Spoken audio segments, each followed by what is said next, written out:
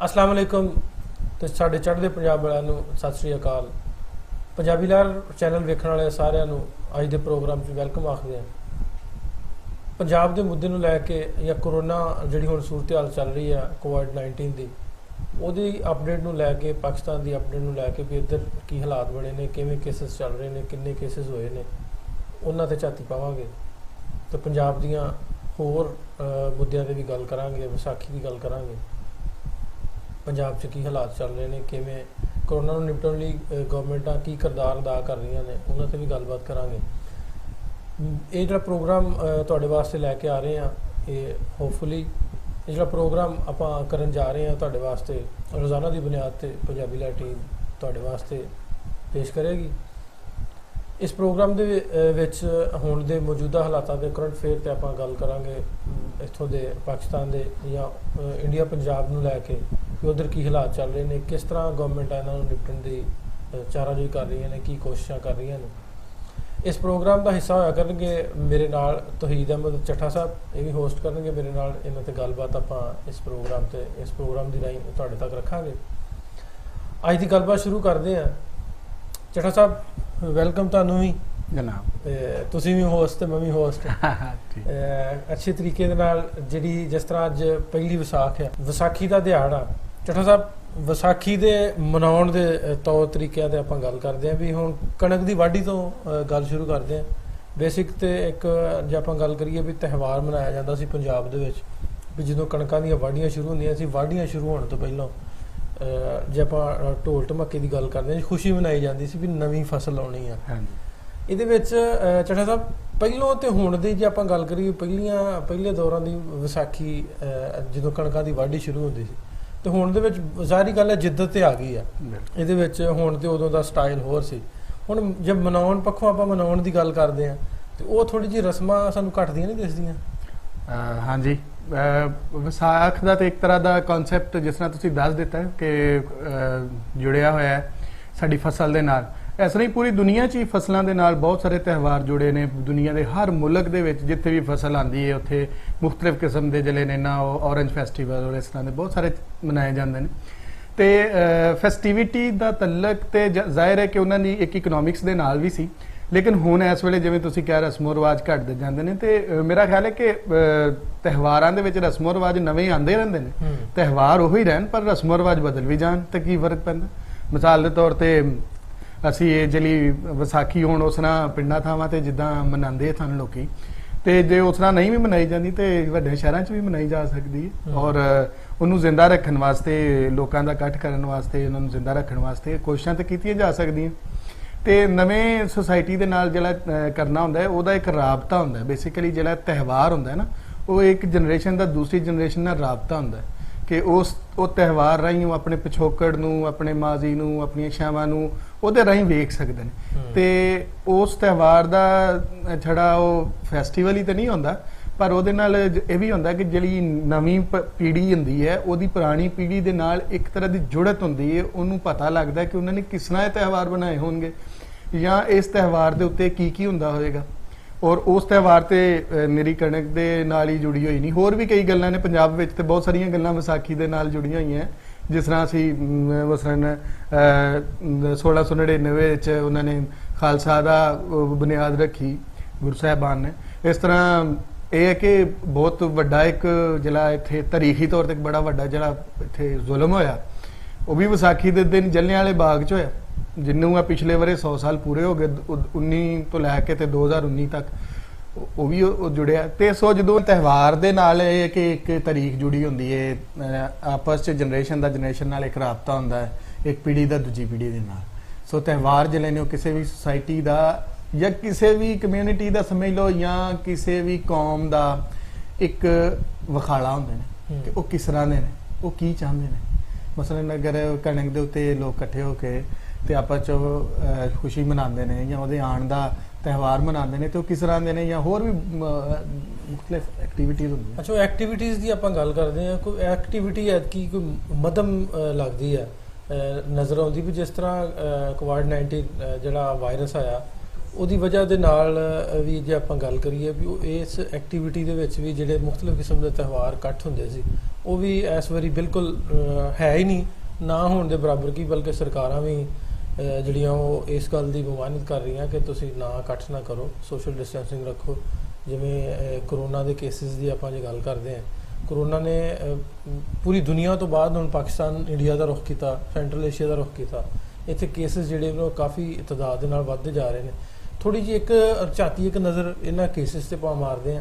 ਜਿਵੇਂ ਪਾਕਿਸਤਾਨ ਦੇ ਵਿੱਚ ਹੁਣ ਤੱਕ ਕੇਸਿਸ ਜਿਹੜੇ ਵਾ ਅੱਜ ਦੇ ਦਿਨ ਤੱਕ 5500 ਕੇਸਿਸ, ਤਕਰੀਬਨ 5500 ਸਰਕਾਰੀ ਜਿਹੜੀ ਗਿਣਤੀ ਆ ਉਹ ਦੱਸਦੀ ਹੈ ਕਿ 5500 ਕੇਸਿਸ ਹੋ ਗਏ। ਉਹਦੇ ਵਿੱਚ ਸਾਰਿਆਂ ਨਾਲੋਂ ਵੱਡੀ ਗਿਣਤੀ ਜਿਹੜੀ ਉਹ ਪੰਜਾਬ ਦੇ ਵਿੱਚ, ਪੰਜਾਬ ਦੇ ਵਿੱਚ ਇਸ ਵੇਲੇ ਕੇਸਿਸ ਦੀ ਤਾਦਾਦ 2656 2700 ਦੇ ਕੋਲ ਜਿਹੜੇ ਵਾ ਕੇਸਿਸ ਹੋ ਗਏ ਜੀ। ਅੱਜ ਦੇ ਦਿਨ ਦੀ ਆਪਾਂ ਗੱਲ ਕਰੀਏ, ਅੱਜ ਦੇ ਦਿਨ ਦੇ ਵਿੱਚ ਹੀ ਇੱਕ ਦਿਨ ਦੇ ਵਿੱਚ 373 ਕੇਸਿਸ ਜਿਹੜੇ ਸਾਹਮਣੇ ਆਏ ਨੇ। ਹਾਲਾਂਕਿ ਜੱਟਾ ਸਾਹਿਬ ਟੈਸਟਿੰਗ ਕਪੈਸਿਟੀ ਦੀ ਆਪਾਂ ਗੱਲ ਕਰਦੇ ਹਾਂ, ਟੈਸਟਿੰਗ ਕਪੈਸਿਟੀ ਨਾ ਹੋਣ ਦੇ ਬਰਾਬਰ, ਉਹਦੇ ਬਾਵਜੂਦ ਇੰਨੇ ਕੇਸਿਸ ਜਿਹੜੇ ਉਹ ਸਾਹਮਣੇ ਆ ਰਹੇ ਨੇ। ਉੱਥੇ ਉਹਦੇ ਨਾਲ ਜੁੜੀ ਜੇ ਆਪਾਂ ਵਿਸਾਖੀ ਦੀ ਗੱਲ ਕਰਨੇ ਹਾਂ, ਵਿਸਾਖੀ ਦੇ ਤਿਉਹਾਰ ਕਰੋਨਾ ਦੀ ਵਜ੍ਹਾ ਨਾਲ ਬਿਲਕੁਲ ਨਾ ਹੋਣ ਦੇ ਬਰਾਬਰ ਨਹੀਂ ਵੀ ਹੋਣੇ ਚਾਹੀਦੇ। ਲੇਕਿਨ ਜੇ ਇਹਦੀ ਗੱਲ ਕਰੀਏ ਕਰੋਨਾ ਤੇ ਵਿਸਾਖੀ ਤੇ ਕਣਕ ਦੇ ਦਿਨਾਂ ਦੇ ਵਿੱਚ ਤੁਹਾਨੂੰ ਪਤਾ ਜਦੋਂ ਥ੍ਰੈਸ਼ਰਾਂ ਲੱਗਦੀਆਂ, ਕਣਕਾਂ ਵੱਢੀਆਂ ਜਾਂਦੀਆਂ, ਘੱਟਾ ਮਿੱਟੀ ਬਹੁਤ ਉੱਡਦਾ। ਆਮ ਦਿਨਾਂ 'ਚ ਪਿਛਲੇ ਸਾਲਾਂ ਦੀ ਜਾਂ ਪਹਿਲਾਂ ਗੱਲ ਕਰਦੇ ਉਹਦੀ ਵਜ੍ਹਾ ਨਾਲ ਨਜ਼ਲਾ, ਜ਼ੁਕਾਮ, ਗਲੇ ਖਰਾਬ ਵਾਹਵਾ ਜ਼ਿਆਦਾ ਹੁੰਦੇ ਸਨ। ਸੋ ਇਸ ਵਾਰੀ ਜਿਹੜਾ ਹੁਣ ਦੀ ਗੱਲ ਕਰ ਲਈਏ, ਜੇ ਕਰੋਨਾ ਦੀ ਗੱਲ ਕਰਦੇ ਹਾਂ ਤੇ ਉਹਦੇ ਨਾਲ ਇਹ ਜੁੜੀ ਇਸ ਗੱਲ ਨਾਲ ਹੈ ਕਰੋਨਾ ਵੀ, ਉਹ ਤੁਹਾਡਾ ਜ਼ੁਕਾਮ ਜਿਹਨੂੰ ਹੁੰਦਾ ਵਾ, ਗਲਾ ਖਰਾਬ ਆ ਤੇ ਉਹ ਜੇ ਉਹਨੂੰ ਬੁਖਾਰ ਥੋੜਾ ਜਿਹਾ ਮਹਿਸੂਸ ਹੁੰਦਾ ਤੇ ਉਹ ਹੁਣ ਉਹਨੂੰ ਸਮਝਦੇ ਵੀ ਛੂਤ ਆ ਵੀ ਉਹਨੂੰ ਕਰੋਨਾ ਹੋ ਗਿਆ, ਉਹਦੇ ਲਾਗੇ ਵੀ ਨਹੀਂ ਕੋਈ ਬਹਿੰਦਾ। ਸੋ ਇਸ ਵਾਰੀ ਇਹ ਕਣਕਾਂ ਸ਼ੁਰੂ ਹੋ ਗਈਆਂ। ਇਹ ਸਾਡੀ ਜੇ ਗੱਲ ਕਰਦੇ ਹਾਂ ਵੀ ਕਰੋਨਾ ਦੀ ਵਜ੍ਹਾ ਦੇ ਨਾਲ ਆਪਾਂ ਕਣਕਾਂ ਨਾ ਗਾਈਏ ਤੇ ਆਪਾਂ ਭੁੱਖੇ ਮਰ ਜਾਵਾਂਗੇ, ਤੇ ਇਹ ਵੀ ਜ਼ਰੂਰੀ ਹੈ, ਕਣਕ ਵੀ ਜ਼ਰੂਰੀ ਹੈ ਸਾਡੇ ਵਾਸਤੇ।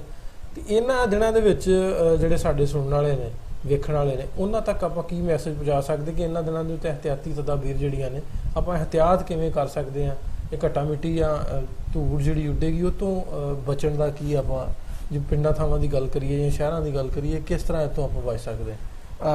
ਇੱਕ ਤੇ ਪਹਿਲੀ ਗੱਲ ਇਹ ਕਿ ਕਣਕ ਦੇ ਦਿਨਾਂ 'ਚ ਜਿਹੜੀਆਂ ਇੱਕ ਤਰ੍ਹਾਂ ਦੀਆਂ ਐਲਰਜੀਜ਼ ਹੁੰਦੀਆਂ ਨੇ ਜਾਂ ਵਾਇਰਲ ਚੀਜ਼ਾਂ, ਇਹ ਤੇ ਆਉਂਦੀਆਂ ਹੀ ਨੇ, ਜ਼ਾਹਿਰ ਹੈ, ਤੇ ਅਸੀਂ ਇੱਥੇ ਇਹਦੇ ਖਿੱਤੇ ਦੇ ਰਹਿਣ ਵਾਲੇ ਹਾਂ, ਸਾਨੂੰ ਪਤਾ ਇਹਨਾਂ ਚੀਜ਼ਾਂ ਦਾ। ਲੇਕਿਨ ਇੱਕ ਬਹੁਤ ਅੱਛਾ ਇਕਦਾਮ ਸਾਡੀ ਪੰਜਾਬ ਗੌਰਮੈਂਟ ਦੀ ਜ਼ਰੀਏ ਜਿਹੜਾ ਮਹਿਕਮਾ ਉਹਨੇ ਕੀਤਾ ਹੈ ਕਿ ਉਹਨੇ ਆਪਣੇ ਫੇਸਬੁੱਕ ਰਾਹੀਂ ਔਰ ਵੀਡੀਓ ਰਾਹੀਂ ਉਹ ਇਹਤਿਆਤੀ ਤਦਾਬੀਰ ਜਿਹੜੀਆਂ ਨੇ ਜਾਂ ਜਿਨ੍ਹਾਂ ਨਾਲ ਅਸੀਂ ਬਚ ਸਕਨੇ ਹਾਂ, ਪ੍ਰੀਕਾਸ਼ਨਸ ਜਿਹੜੀਆਂ ਨੇ, ਉਹ ਉਹਨਾਂ ਨੇ ਆਪਣੇ ਫੇਸਬੁੱਕ ਦੇ ਪੇਜ ਤੇ ਵੀ ਲਾ ਦਿੱਤੀਆਂ ਨੇ ਕਿ ਕਿਸ ਤਰ੍ਹਾਂ ਉਹਦੀ ਵਾਢੀ ਔਰ ਗਾਈ ਕੀਤੀ ਜਾਏ, ਕਣਕ ਦੀ ਗਵਾਣੀ ਕਿਸ ਤਰ੍ਹਾਂ ਵਾ ਔਰ ਵੱਢਣੀ ਕਿਸ ਤਰ੍ਹਾਂ ਵਾ। ਔਰ ਉਹਦੇ ਨਾਲ ਜਿਹੜਾ ਹੈ ਨਾ ਉਹਨਾਂ ਨੇ ਉਹਨੂੰ ਮੁxtਲਿਫ ਜ਼ੁਬਾਨਾਂ ਦੇ ਵਿੱਚ ਵੀ ਕਰਕੇ, ਮਤਲਬ ਪੰਜਾਬੀ, ਉਰਦੂ ਦੇ ਵਿੱਚ ਕਰਕੇ ਵੀ ਦੱਸਿਆ ਹੈ ਕਿਸਾਨਾਂ ਨੂੰ। ਤੇ ਅੱਜ ਕੱਲ ਕਾਫੀ ਲੋਕਾਂ ਦੀ ਇੰਟਰਨੈਟ ਤੱਕ ਹੈ ਵੀ ਪਹੁੰਚ ਹੈ ਵੇ, ਫੋਨ ਦੇ ਰਾਹੀਂ ਲੋਕੀ ਵੇਖਦੇ ਪਏ ਨੇ। ਪਰ ਗੱਲ ਇਹ ਵੇ ਕਿ ਜਿੰਨੀਆਂ ਵੀ ਇਹਤਿਆਤੀ ਤਦਾਬੀਰ ਦੱਸੀਆਂ ਜਾਣ, ਉਹਦੇ ਵਿੱਚ ਇੱਕ ਸੈਂਟਰਲ ਗੱਲ ਜਿਹੜੀ ਹੈ ਜਾਂ ਜਿਹੜਾ ਵੱਡਾ ਮੁੱਦਾ ਇਹ ਹੈ ਕਿ ਉਹਦੇ ਤੇ ਅਮਲ ਕੀਤਾ ਜਾਏ। ਉਹਨਾਂ ਨੇ ਤਾਂ ਦੱਸ ਦਿੱਤਾ ਕਿ ਤੁਸੀਂ ਇਸ ਰੁਖ ਨੂੰ ਮਾਸਕ ਪਾਣਾ ਵਾ, ਇੰਜ ਕਰਨਾ ਵਾ, ਉਂਝ ਕਰਨਾ ਵਾ, ਪਰ ਉਹਨਾਂ ਨੇ ਤੇ ਆਪਣੀ ਗੱਲ ਇਹੀ ਕਰ ਸਕਦੇ ਨਾ। ਪਰ ਬਹੁਤੀ ਸਾਰੀ ਜਿਹੜੀ ਜ਼ਿੰਮੇਵਾਰੀ ਹੈ ਉਹ ਤੁਹਾਡੇ ਤੇ ਹੈ ਕਿ ਵੀ ਤੁਸੀਂ ਉਹਦੇ ਤੇ ਗੱਲ ਤੇ ਅਮਲ ਕਰੋ ਔਰ ਉਸ ਤਰ੍ਹਾਂ ਹੀ ਕਰੋ ਜਿਸ ਤਰ੍ਹਾਂ ਡਾਕਟਰ ਨੇ ਦੱਸਿਆ। ਔਰ ਇੱਕ ਮੈਂ ਵਿੱਚ ਤੁਹਾਡੇ ਗੱਲ ਦੇ ਹੋਰ ਵਾਅਦਾ ਕਰਾਂਗਾ ਕਿ ਸਾਡੇ ਇੱਥੇ ਸੈਲਾਬ ਆਉਂਦੇ ਨੇ ਜਾਂ ਜ਼ਲਜ਼ਲੇ ਆਉਂਦੇ, ਇਸ ਤਰ੍ਹਾਂ ਦੀਆਂ ਆਫਤ ਆਈਆਂ ਸਾਡੇ ਮੁਲਕ ਦੇ ਵਿੱਚ, ਤੇ ਮੈਨੂੰ ਕਿਤੇ ਲੱਗਦਾ ਹੈ ਕਿ ਅਸੀਂ ਸਿਰਫ ਇਸ ਆਫਤ ਨੂੰ ਵੀ ਉਸੇ ਤਰ੍ਹਾਂ ਦੀ ਆਫਤ ਸਮਝ ਕੇ ਹੀ ਡੀਲ ਕਰ ਰਹੇ ਹਾਂ ਕਿ ਜੇ ਲੰਗਰ ਵੰਡ ਰਹੇ ਹਾਂ ਤੇ ਲੰਗਰ ਦੇ ਵਿੱਚ ਲੈਣ ਲਵਾ ਲੈਂਦੇ ਹਾਂ, ਜਾਂ ਇਸ ਤਰ੍ਹਾਂ ਕਰਕੇ ਜ਼ਰੂਰ ਲੋਕ ਬੜੇ ਰਹਿਮਦਿਲ ਨੇ, ਬੜਾ ਕੰਮ ਕਰ ਰਹੇ ਨੇ, ਪਰ ਉਹਦੇ ਨਾਲ ਜਿਹੜਾ ਘਾਟਾ ਨਜ਼ਰ ਆਉਂਦਾ ਜਿਵੇਂ ਤੁਸੀਂ ਕਿਹਾ ਉਹ ਇਹ ਵੇ ਕਿ ਉਹ ਇਹਤਿਆਤੀ ਤਦਾਬੀਰ ਜਿਹੜੀਆਂ ਅਸੀਂ ਉਹ ਪ੍ਰੀਕਾਸ਼ਨਸ ਦੇ ਲੈ ਨਹੀਂ ਰਹੇ, ਉਹਨਾਂ ਨੂੰ ਕਰਨ ਤੇ ਤਿਆਰ ਨਹੀਂ ਵੀ। ਮੈਂ ਅਕਸਰ ਗੱਲ ਹੁੰਦੀ ਆ ਪਿੰਡਾਂ 'ਚ ਆਪਾਂ ਜੇ ਚੱਲ ਜਾਂਦੇ ਆ, ਸਾਡੇ ਕੇ ਜਟਕੇ ਲੋਕ ਆ ਥੋੜੇ ਜਿਹੇ ਅਵੇਅਰ ਘੱਟ ਨੇ, ਉਹ ਕੁਛ ਨਹੀਂ ਹੁੰਦਾ, ਉਹ ਕੀ ਹੋ ਚੱਲਾ ਜਟਕੀ ਗੱਲ, ਉਹ ਐਦੀ ਐਸੀ ਦੀ ਤੈਸੀ, ਉਹ ਸਾਡੇ ਲਾਗੇ ਬਿਮਾਰੀ ਨਹੀਂ ਆਉਣੀ। ਸੋ ਇਹ ਗੱਲਾਂ ਵੀ ਹੁੰਦੀਆਂ ਪਿੰਡਾਂ ਵਿੱਚ, ਉਹਨਾਂ ਨੂੰ ਕਿਵੇਂ ਦੱਸਣਾ?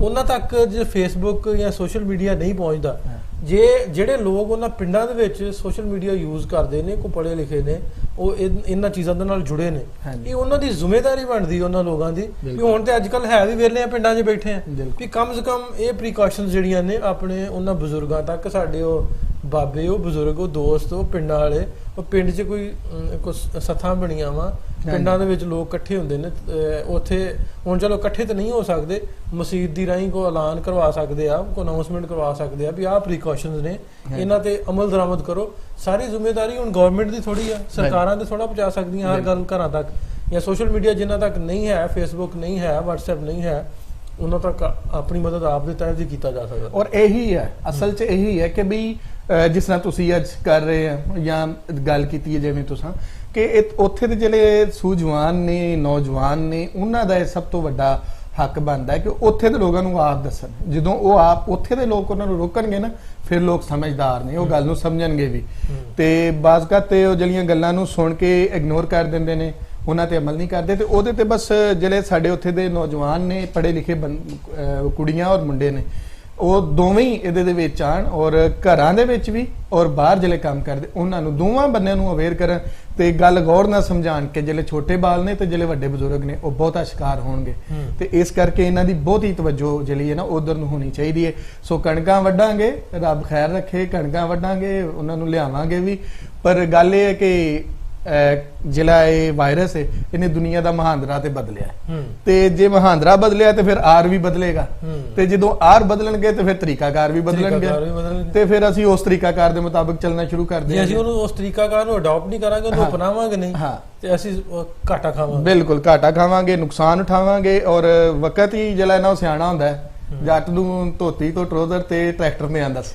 ਮੈਨੂੰ ਯਾਦ ਹੈ ਤੇ ਹੁਣ ਵੀ ਖੈਰ ਹੈ ਕੋਈ ਗੱਲ ਨਹੀਂ ਅਸੀਂ ਇਹਦੇ ਤੇ ਕਾਬੂ ਵੀ ਪੈ ਜਾਏਗਾ ਔਰ ਚੀਜ਼ਾਂ ਅੱਗੇ ਵੀ ਵਧਣਗੀਆਂ ਪਰ ਥੋੜਾ ਇਹਤਿਆਤ ਥੋੜਾ ਨਹੀਂ ਬਲਕਿ ਬਹੁਤਾ ਸਾਰਾ ਇਹਤਿਆਤ ਕਰੋ ਤੇ ਕੰਮ ਹੀ ਕਰੋ ਚੱਠਾ ਸਾਹਿਬ ਇਹਨਾਂ ਦਿਨਾਂ 'ਚ ਆਪਾਂ ਪੰਜਾਬ ਦੇ ਰਹਿਣ ਵਾਲੇ ਹਨੇਰੀਆਂ ਬਹੁਤ ਆਉਂਦੀਆਂ ਤੇ ਫਿਰ ਕੀ ਕਹਿੰਦੇ ਨੇ ਵੀ ਉਹ ਤੂੜੀ ਵਾਲੀਆਂ ਧੜਾਂ ਬਹੁਤ ਉੱਡਦੀਆਂ ਤੇ ਤੂੜੀ ਫਿਰ ਬਹੁਤ ਉੱਡਦੀ ਹੈ ਤੇ ਤੂੜੀ ਫਿਰ ਘਰਾਂ 'ਚ ਵੀ ਜਾਂਦੀ ਹੈ ਘਰ ਦੀਆਂ ਬੀਬੀਆਂ ਵੀ ਆਉਂਦੀਆਂ ਲੈ ਵੇ ਅੱਜ ਤਾਂ ਹੁਣ ਤੇ ਘਰ ਵੀ ਖਰਾਬ ਹੋ ਗਏ ਹੁਣ ਸਫਾਈ ਦੁਬਾਰਾ ਕਰਨੀ ਪੈਣੀ ਵੀ ਉਹ ਤੂੜੀ ਜਿਹੜੀ ਆ ਉਹ ਜਿਹੜੀ ਖੇ ਆ ਤੂੜੀ ਤੇ ਖੇ ਜਿਹੜੀ ਮਿਕਸ ਹੁੰਦੀ ਆ ਉਹ ਸਿਹਤਾਂ ਵਾਸਤੇ ਨੁਕਸਾਨਦੇਹ ਜ਼ਰੂਰੀ ਆ ਇਹ ਸਾਰਾ ਕੁਝ ਹੀ ਹੋਣਾ ਉਹ ਸਾਡਾ ਮਾਹੌਲ ਤੇ ਨਹੀਂ ਬਦਲਣਾ ਉਹ ਮੌਸਮ ਨਹੀਂ ਬਦਲਨੇ ਹਨੇਰੀਆਂ ਵੀ ਹੋਣੀਆਂ ਤੇ ਅਸੀਂ ਉਹ ਤੋਂ ਬਚਣਾ ਵੀ ਆ ਜਿਵੇਂ ਅੱਗੇ ਬਚਦੇ ਆ ਕੱਲੀਆਂ ਧੜਾਂ ਹੀ ਨਾ ਸਾਂਭੀਆਂ ਆਪਣਾ ਆਪ ਵੀ ਸਾਂਭ ਬਿਲਕੁਲ ਧੜਾਂ ਜੇ ਆਪਾਂ ਤੂੜੀਆਂ ਧੜਾਂ ਨੂੰ ਸਾਂਭਦੇ ਆਪਣਾ ਆਪ ਨੁਕਸਾਨ ਕਰ ਲਿਆ ਤਾਂ ਕੰਮ ਤੇ ਖਰਾਬ ਹੀ ਆ ਫਿਰ ਬਿਲਕੁਲ ਸਹੀ ਗੱਲ ਹੈ ਔਰ ਇਹ ਕੋਈ ਨਹੀਂ ਐਡਾ ਕੋਈ ਔਖਾ ਕੰਮ ਨਹੀਂ ਹੈ ਇਹ ਲੱਗਦਾ ਹੈ ਲੇਕਿਨ ਐਡਾ ਔਖਾ ਕੰਮ ਨਹੀਂ ਹੈ ਹੁਣ ਤੇ ਮਸ਼ੀਨਾਂ ਨੇ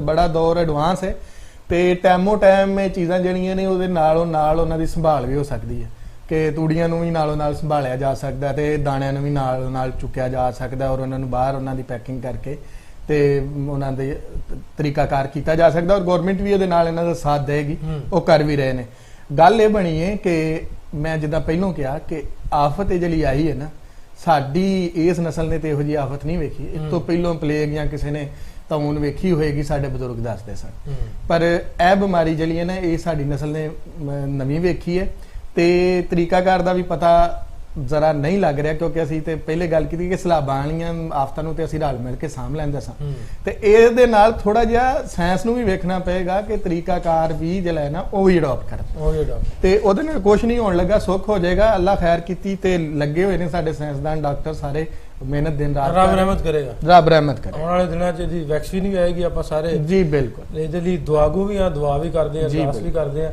ਅੱਛਾ ਚੱਠਾ ਸਾਹਿਬ ਇੱਕ ਤਸਵੀਰ ਵਿਖਾਉਣਾ ਚਾਹਾਂਗਾ ਇਹਦੇ ਵਿੱਚ ਦੋ ਨਿਆਣੇ ਬਾਲ ਦੋ ਨਿੱਕੇ ਜਿਨ੍ਹਾਂ ਨੂੰ ਕਰੋਨਾ ਹੋ ਗਿਆ ਉਹਨਾਂ ਦੇ ਪਿਓ ਉਹਨਾਂ ਦਾ ਜਿਹੜਾ ਵਾਲਦ ਉਹਨਾਂ ਦਾ ਜਿਹੜਾ ਘਰ ਨਹੀਂ ਸੀ ਟਿਕਦਾ ਬਾਹਰ ਫਿਰਦਾ ਸੀ ਤੇ ਉਹਦੇ ਤੋਂ ਕਰੋਨਾ ਦੀ ਜਿਹੜੀ ਬਿਮਾਰੀ ਉਹ ਘਰ ਲਿਆ ਤੇ ਦੋ ਨਿੱਕੇ ਬਾਲਾਂ ਨੂੰ ਹੋ ਗਿਆ ਨਿੱਕੇ ਬਾਲ ਜਿਹੜੇ ਉਹ ਤਸਵੀਰ 'ਚ ਤੁਸੀਂ ਵੇਖਦੇ ਹੋ ਨਿੱਕੇ ਬਾਲ ਜਿਹੜੇ ਜਦੋਂ ਮਾਂ ਪਿਓ ਤੋਂ ਬਗੈਰ ਜਿਹੜਾ ਆਈਸੋਲੇਟ ਹੋਣਗੇ ਕਰੰਟੀਨਾ ਹੋਣਗੇ ਹਸਪਤਾਲ 'ਚ ਜਾਣਗੇ 14 ਦਿਨ ਰਹਿਣਗੇ ਉਹ ਕਿਵੇਂ ਰਹਿਣਗੇ ਮਾਂ ਪਿਓ ਤੋਂ ਬਗੈਰ ਜਾਂ ਮਾਂ ਪਿਓ ਬੱਚਿਆਂ ਤੋਂ ਬਗੈਰ ਇੱਕ ਮਿੰਟ ਨਹੀਂ ਰਹਿੰਦਾ ਤੇ ਹੁਣ ਜਦੋਂ ਬਿਮਾਰੀ ਜਿਹੜਾ ਵਾਲਦ ਸਾਹਿਬ ਨੇ ਉਹਨਾਂ ਦੇ ਪਿਤਾ ਜੀ ਨੇ ਫਾਦਰ ਸਾਹਿਬ ਨੇ ਬਿਮਾਰੀ ਆਪ ਹੀ ਘਰ ਚ ਲਾਇਆ ਬਾਹਰ ਫਿਰਦੇ ਸੀ ਤੇ ਹੁਣ ਨਿਆਣੇ ਜਿਹੜੇ ਆਈਸੋਲੇਟ ਰਹਿਣਗੇ ਹਸਪਤਾਲ ਰਹਿਣਗੇ ਤੇ ਵਕਤ ਕਿਵੇਂ ਗੁਜ਼ਾਰਨਗੇ ਤੇ ਮਾਂ ਪਿਓ ਉਹਨਾਂ ਤੋਂ ਬਗੈਰ ਕਿਵੇਂ ਗੁਜ਼ਾਰਨਗੇ ਸੋ ਇਹਨਾਂ ਚੀਜ਼ਾਂ ਨੂੰ ਵੀ ਸਾਨੂੰ ਸਮਝਣਾ ਪੈਣਾ ਵੀ ਆਪਾਂ ਆਪਣੇ ਬੱਚਿਆਂ ਨੂੰ ਆਪਣੇ ਬਾਲਾਂ ਨੂੰ ਬਚਾ ਲਈਏ ਆਪਣੀਆਂ ਫੈਮਲੀਆਂ ਨੂੰ ਬਚਾ ਲਈਏ ਤੇ ਦੂਜਿਆਂ ਦਾ ਖਿਆਲ ਤਾਂ ਨਾ ਕਰੀਏ ਬਿਲਕੁਲ ਦੂਜਿਆਂ ਦਾ ਖਿਆਲ ਆਪਾਂ ਛੱਡ ਦਈਏ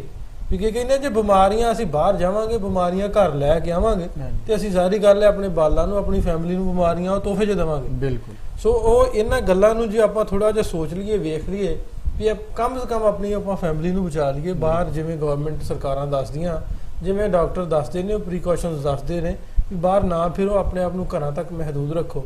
ਫਿਰ ਸਰਕਾਰਾਂ ਹੀ ਕਰਫਿਊ ਲਾਉਣਗੀਆਂ, ਘਰਾਂ 'ਚ ਡੰਡਾ ਫਿਰਨਗੀਆਂ ਤੇ ਆਪਾਂ ਘਰਾਂ 'ਚ ਰਹਿ ਸਕਦੇ ਹਾਂ। ਔਰ ਉਹ ਜ਼ਿਆਦਾ ਖਤਰਨਾਕ ਸਿਚੁਏਸ਼ਨ ਹੋਏਗੀ ਕਰਫਿਊ ਵਾਲੀ, ਤੇ ਉਹਦੇ ਨਾਲ ਤੁਸੀਂ ਜਦੋਂ ਬਾਉਂਡ ਹੋ ਜਾਓਗੇ, ਹੁਣ ਤੇ ਤੁਸੀਂ ਆਪਣੀ ਜ਼ਿੰਮੇਵਾਰੀ ਸਮਝ ਕੇ ਹੀ, ਜ਼ਰੂਰੀ ਨਹੀਂ ਕਿ ਤੁਹਾਨੂੰ ਲੋਕ ਤੁਸੀਂ ਕਿਸੇ ਨੂੰ ਬਿਮਾਰ ਸਮਝੋ ਜਾਂ ਤੁਹਾਨੂੰ ਲੋਕ ਬਿਮਾਰ ਸਮਝਣ, ਗੱਲ ਇਹ ਕਿ ਇੱਕ ਵਬਾ ਹੈ ਔਰ ਇਹਦੇ ਵਿੱਚ ਸਭ ਤੋਂ ਚੰਗਾ ਉਹ ਬੰਦਾ ਹੈ ਜਿਹੜਾ ਆਪਣੇ ਆਪ ਤੋਂ ਦੂਸਰਿਆਂ ਨੂੰ ਮਹਿਫੂਜ਼ ਰੱਖਦਾ। ਤੁਸੀਂ ਆਪ ਜਿਹੜਾ ਹੈ ਨਾ ਉਹਦੀ ਜ਼ਿੰਮੇਵਾਰੀ ਲਵੋ ਕਿ ਵੀ ਮੈਂ ਅਗਰ ਕਿਸੇ ਨਾਲ ਕੋਈ ਹੱਥ ਨਹੀਂ ਮਿਲਾਉਂਦਾ ਤੇ ਗੁੱਸੇ ਵਾਲੀ ਗੱਲ ਨਹੀਂ ਹੈ। ਉਹਨੂੰ ਚਾਹੀਦਾ ਹੈ ਕਿ ਵੀ ਉਹ ਦੱਸੇ ਕਿ ਭਾਈ ਮੈਂ ਤੈਨੂੰ ਠੀਕ ਸਮਝਣਾ, ਮੈਂ ਸਮਝਣਾ ਕਿ ਮੈਂ ਤੈਨੂੰ ਕਿਤੇ ਬਿਮਾਰ ਨਾ ਕਰ। ਇਸ ਤੋਂ ਜਿਹੜਾ ਯਾਰ ਬੇਲੀ ਜਾਂ ਬੰਦਾ ਇਹ ਉਜ਼ਰ ਕਰਦਾ ਹੈ ਕਿ ਵੀ ਮੈਂ ਨਹੀਂ ਮਿਲਾਣਾ ਹੱਥ, ਮੈਂ ਸੋਸ਼ਲ ਡਿਸਟੈਂਸਿੰਗ ਰੱਖਣੀ ਹੈ ਜਾਂ ਮੈਂ ਬਾਹਰ ਨਹੀਂ ਨਿਕਲਣਾ ਘਰੋਂ, ਤੇ ਬਜਾਏ ਇਸ ਦੇ ਕਿ ਉਹਨੂੰ ਰਲ ਮਿਲ ਕੇ ਉਹਨੂੰ ਸਪੋਰਟ ਕਰੀਏ ਔਰ ਦੂਜੇ ਵੀ ਉਹਨੂੰ ਕਾਪੀ ਕਰਨ, ਕਿਉਂਕਿ ਕਹਿੰਦੇ ਨੇ ਕਿ ਜੀ ਜਿਹੜਾ ਇਹ ਵਾਇਰਸ ਹੈ ਨਾ, ਇਹ ਆਪੋ ਆਪ ਨਹੀਂ ਜਾਂਦਾ, ਬਲਕਿ ਤੁਸੀਂ ਖੁਦ ਹੀ ਇਹਨੂੰ ਲੈ ਕੇ ਜਾਂਦੇ, ਖੁਦ ਲੈ ਕੇ ਆਉਂਦੇ। ਹਾਂਜੀ, ਤੁਸੀਂ ਤੋਹਫਾ ਘਰ ਆਪ ਲੈ ਕੇ ਜਾਂਦੇ, ਜੇ ਬਾਹਰ ਨਹੀਂ ਜਾਓਗੇ ਤਾਂ ਤੋਹਫਾ ਤੁਹਾਡੇ ਘਰ ਤੱਕ ਪਹੁੰਚਣਾ ਨਹੀਂ। ਅੱਛਾ ਚੱਠਾ ਸਾਹਿਬ, ਥੋੜੇ ਜਿਹਾ ਆਪਾਂ ਗਿਣਤੀ ਦੀ ਗੱਲ ਕਰ ਲੈਂਦੇ ਆ। ਇੰਡੀਆ ਪੰਜਾਬ ਦੀ ਤੇ ਪਾਕਿਸਤਾਨ ਪੰਜਾਬ ਦੀ ਗੱਲ ਕਰ ਲੈਂਦੇ, ਫਰਕ ਵੇਖਦੇ ਆ।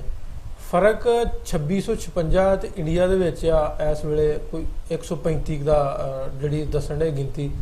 ਉੱਥੇ ਮੌਤਾਂ ਜਿਹੜੀਆਂ 11 ਹੋਈਆਂ, ਤੇ ਜੇ ਪਾਕਿਸਤਾਨ ਪੰਜਾਬ ਦੀ ਆਪਾਂ ਗੱਲ ਕਰ ਲੈਂਦੇ ਤਾਂ ਪਾਕਿਸਤਾਨ ਪੰਜਾਬ ਦੇ ਵਿੱਚ 24 ਮੌਤਾਂ ਹੋ ਗਈਆਂ। ਅੱਛਾ, ਇਹਦੇ ਵਿੱਚ ਪਾਕਿਸਤਾਨ ਵਾਲਿਆਂ ਇੱਧਰ ਦਾ ਲਾਕਡਾਊਨ ਕੀਤਾ ਤੇ ਉਹਨਾਂ ਕਰਫਿਊ ਲਾਇਆ। ਇਹਦੇ ਵਿੱਚ ਇਹ ਨਜ਼ਰ ਆਉਂਦਾ, ਵਾਜ਼ਿਹ ਜਿਹੜਾ ਫਰਕ ਨਜ਼ਰ ਆਉਂਦਾ ਵੀ ਉਹਨਾਂ ਦੇ ਕਰਫਿਊ ਦੀ ਵਜ੍ਹਾ ਨਾਲ ਉਹਨਾਂ ਦੀਆਂ ਜਿਹੜੇ ਕੇਸਿਸ ਨੇ ਉਹ ਘੱਟ ਨੇ। ਆਪਣੇ ਲਾਕਡਾਊਨ ਦੀ ਹੈ, ਲੇਕਿਨ ਅਮਲ ਦਰਾਮਦ ਕਿਤੇ ਨਾ ਕਿਤੇ ਆਪਾਂ ਵੇਖਦੇ ਘਾਟ ਆ, ਲੋਕ ਤੁਰੇ ਫਿਰਦੇ ਉਵੇਂ ਭੱਜੇ ਫਿਰਦੇ ਆ। ਇਹਦੀ ਵਜ੍ਹਾ ਨਾਲ ਵੀ ਕੇਸਿਸ ਜ਼ਿਆਦਾ ਨੇ, ਜਾਂ ਇਹ ਕੇਸਿਸ ਜਿਹੜੇ ਤਫਤਾਨ ਬਾਰਡਰ ਦੀ ਰਹੀ ਇੱਧਰ ਆਏ ਉਹਦੀ ਵਜ੍ਹਾ ਨਾਲ ਜ਼ਿਆਦਾ ਲੱਗਦੇ? ਮੈਂ ਇਹਦੇ 'ਚ ਦੋ ਗੱਲਾਂ। ਇੱਕ ਤੇ ਗੱਲ ਇਹ ਕਿ ਜੀ ਤਫਤਾਨ ਬਾਰਡਰ ਤੋਂ ਜਿਹੜੇ ਲੋਕ ਆਏ ਨਾ, ਉਹ ਇੱਕ ਵੱਡੀ ਤਾਦਾਦ, ਕਿਉਂਕਿ ਇਰਾਨ ਤਾਂ ਬਹੁਤ ਜ਼ਿਆਦਾ ਇਫੈਕਟ ਹੋਇਆ ਨਾ ਇਹਦੇ ਤੋਂ, ਔਰ ਉਹਨਾਂ ਦੀ ਵੀ ਨੈਗਲੀਜੈਂਸ ਦੀ ਵਜ੍ਹਾ ਤੋਂ ਲੇਟ ਕੀਤਾ ਉਹਨਾਂ ਨੇ। ਸਾਡੇ ਜਿਹੜੇ ਜ਼ਾਇਰੀਨ ਉੱਥੇ ਗਏ ਸਨ, ਉਹ ਉੱਥੋਂ ਜਦੋਂ ਆਏ ਤੇ ਫਿਰ ਉਹਨਾਂ ਦੇ ਵਿੱਚ ਵੀ ਉਹ ਵਾਇਰਸ ਸੀ, ਤੇ ਇੱਕਦਮ ਸਾਡੇ ਇੱਥੇ ਆ ਕੇ ਤਾਦਾਦ ਵਧੀ, ਤੇ ਉਹਨੂੰ ਅਸੀਂ ਜਿਹੜਾ ਹੈ ਨਾ ਉਹਨਾਂ ਨੂੰ ਮੁਖਤਲਿਫ ਕੁਆਰੰਟਾਈਨ ਵੀ ਕੀਤਾ ਉਹਨਾਂ ਨੇ ਸਾਰਾ ਕੁਝ। ਤੇ ਦੂਜਾ ਹੈ ਕਿ ਜਿਹੜੀ ਲੋਕਲੀ ਤੇ ਬਹੁਤ ਘੱਟ ਹੋਇਆ, ਕੇਸਿਸ ਬਹੁਤ ਘੱਟ ਨੇ ਲੋਕਲੀ, ਜਿਨ੍ਹਾਂ ਦੀ ਟਰੈਵਲ ਹਿਸਟਰੀ ਨਹੀਂ ਹੈ, ਘੱਟ ਨੇ, ਲੇਕਿਨ ਹੈ ਨੇ। ਗੱਲ ਇਹ ਕਿ ਅਲਾਰਮਿੰਗ ਹੈ। ਇਸੇ ਤਰ੍ਹਾਂ ਹੀ ਜਿਹੜਾ ਹੈ ਵੀ ਉਹ ਨਾ ਸਿਰਫ ਉੱਥੋਂ ਬਲਕਿ ਜਿਹੜੇ ਸਾਡੇ ਮੁਖਤਲਿਫ ਬਾਹਰੋਂ ਲੋਕੀ ਆਏ, ਉਮਰੇ ਤੋਂ ਵੀ ਜਲੇ ਆਏ, ਫਿਰ ਇੱਕ ਤਬਲੀਗੀ ਜਮਾਤ ਦੇ ਇਜਤਮਾ ਦੀ ਵਜ੍ਹਾ ਤੋਂ ਵੀ ਥੋੜਾ ਜਿਹਾ ਮਾਮਲਾ ਸਾਹਮਣੇ, ਉਹਨਾਂ ਵੀ ਕੇਸਿਸ ਕਾਫੀ ਜ਼ਿਆਦਾ ਆਏ, ਇਜਤਮਾ ਹੋਇਆ ਔਰ ਲੋਕ ਉੱਥੇ ਗਏ। ਮੈਂ ਤਬਲੀਗੀ ਜਮਾਤ ਦੀ ਆਪਾਂ ਜੇ ਗੱਲ ਕਰਦੇ ਹਾਂ ਜਾਂ ਮਜ਼ਹਬੀ ਜਦੋਂ ਆਪਾਂ ਗੱਲ ਕਰ ਲੈਂਦੇ ਹਾਂ, ਮਸਜਿਦਾਂ ਸਰਕਾਰ ਨੇ ਕਿਹਾ ਵੀ 5 ਜਣੇ ਨਮਾਜ਼ ਪੜ੍ਹੋ। ਜਦੋਂ ਥੋੜਾ ਜਿਹਾ ਮਜ਼ਹਬੀ ਆਪਾਂ ਆ ਜਾਂਦੇ ਹਾਂ ਵੀ ਤਬਲੀਗੀ ਜਮਾਤ ਦੀ, ਇਹਦੇ ਵਿੱਚ ਇਹਨਾਂ ਦੀ ਮੁਖਾਲਫਤ ਵੀ ਕੀਤੀ ਗਈ। ਐਸਪੀ ਨੇ ਮਾਰਕੁੱਟ ਕੀਤੀ ਸੀ ਰਾਵਲਪਿੰਡੀ, ਉਹਦੀ ਬੜੀ ਮੁਖਾਲਫਤ ਹੋਈ।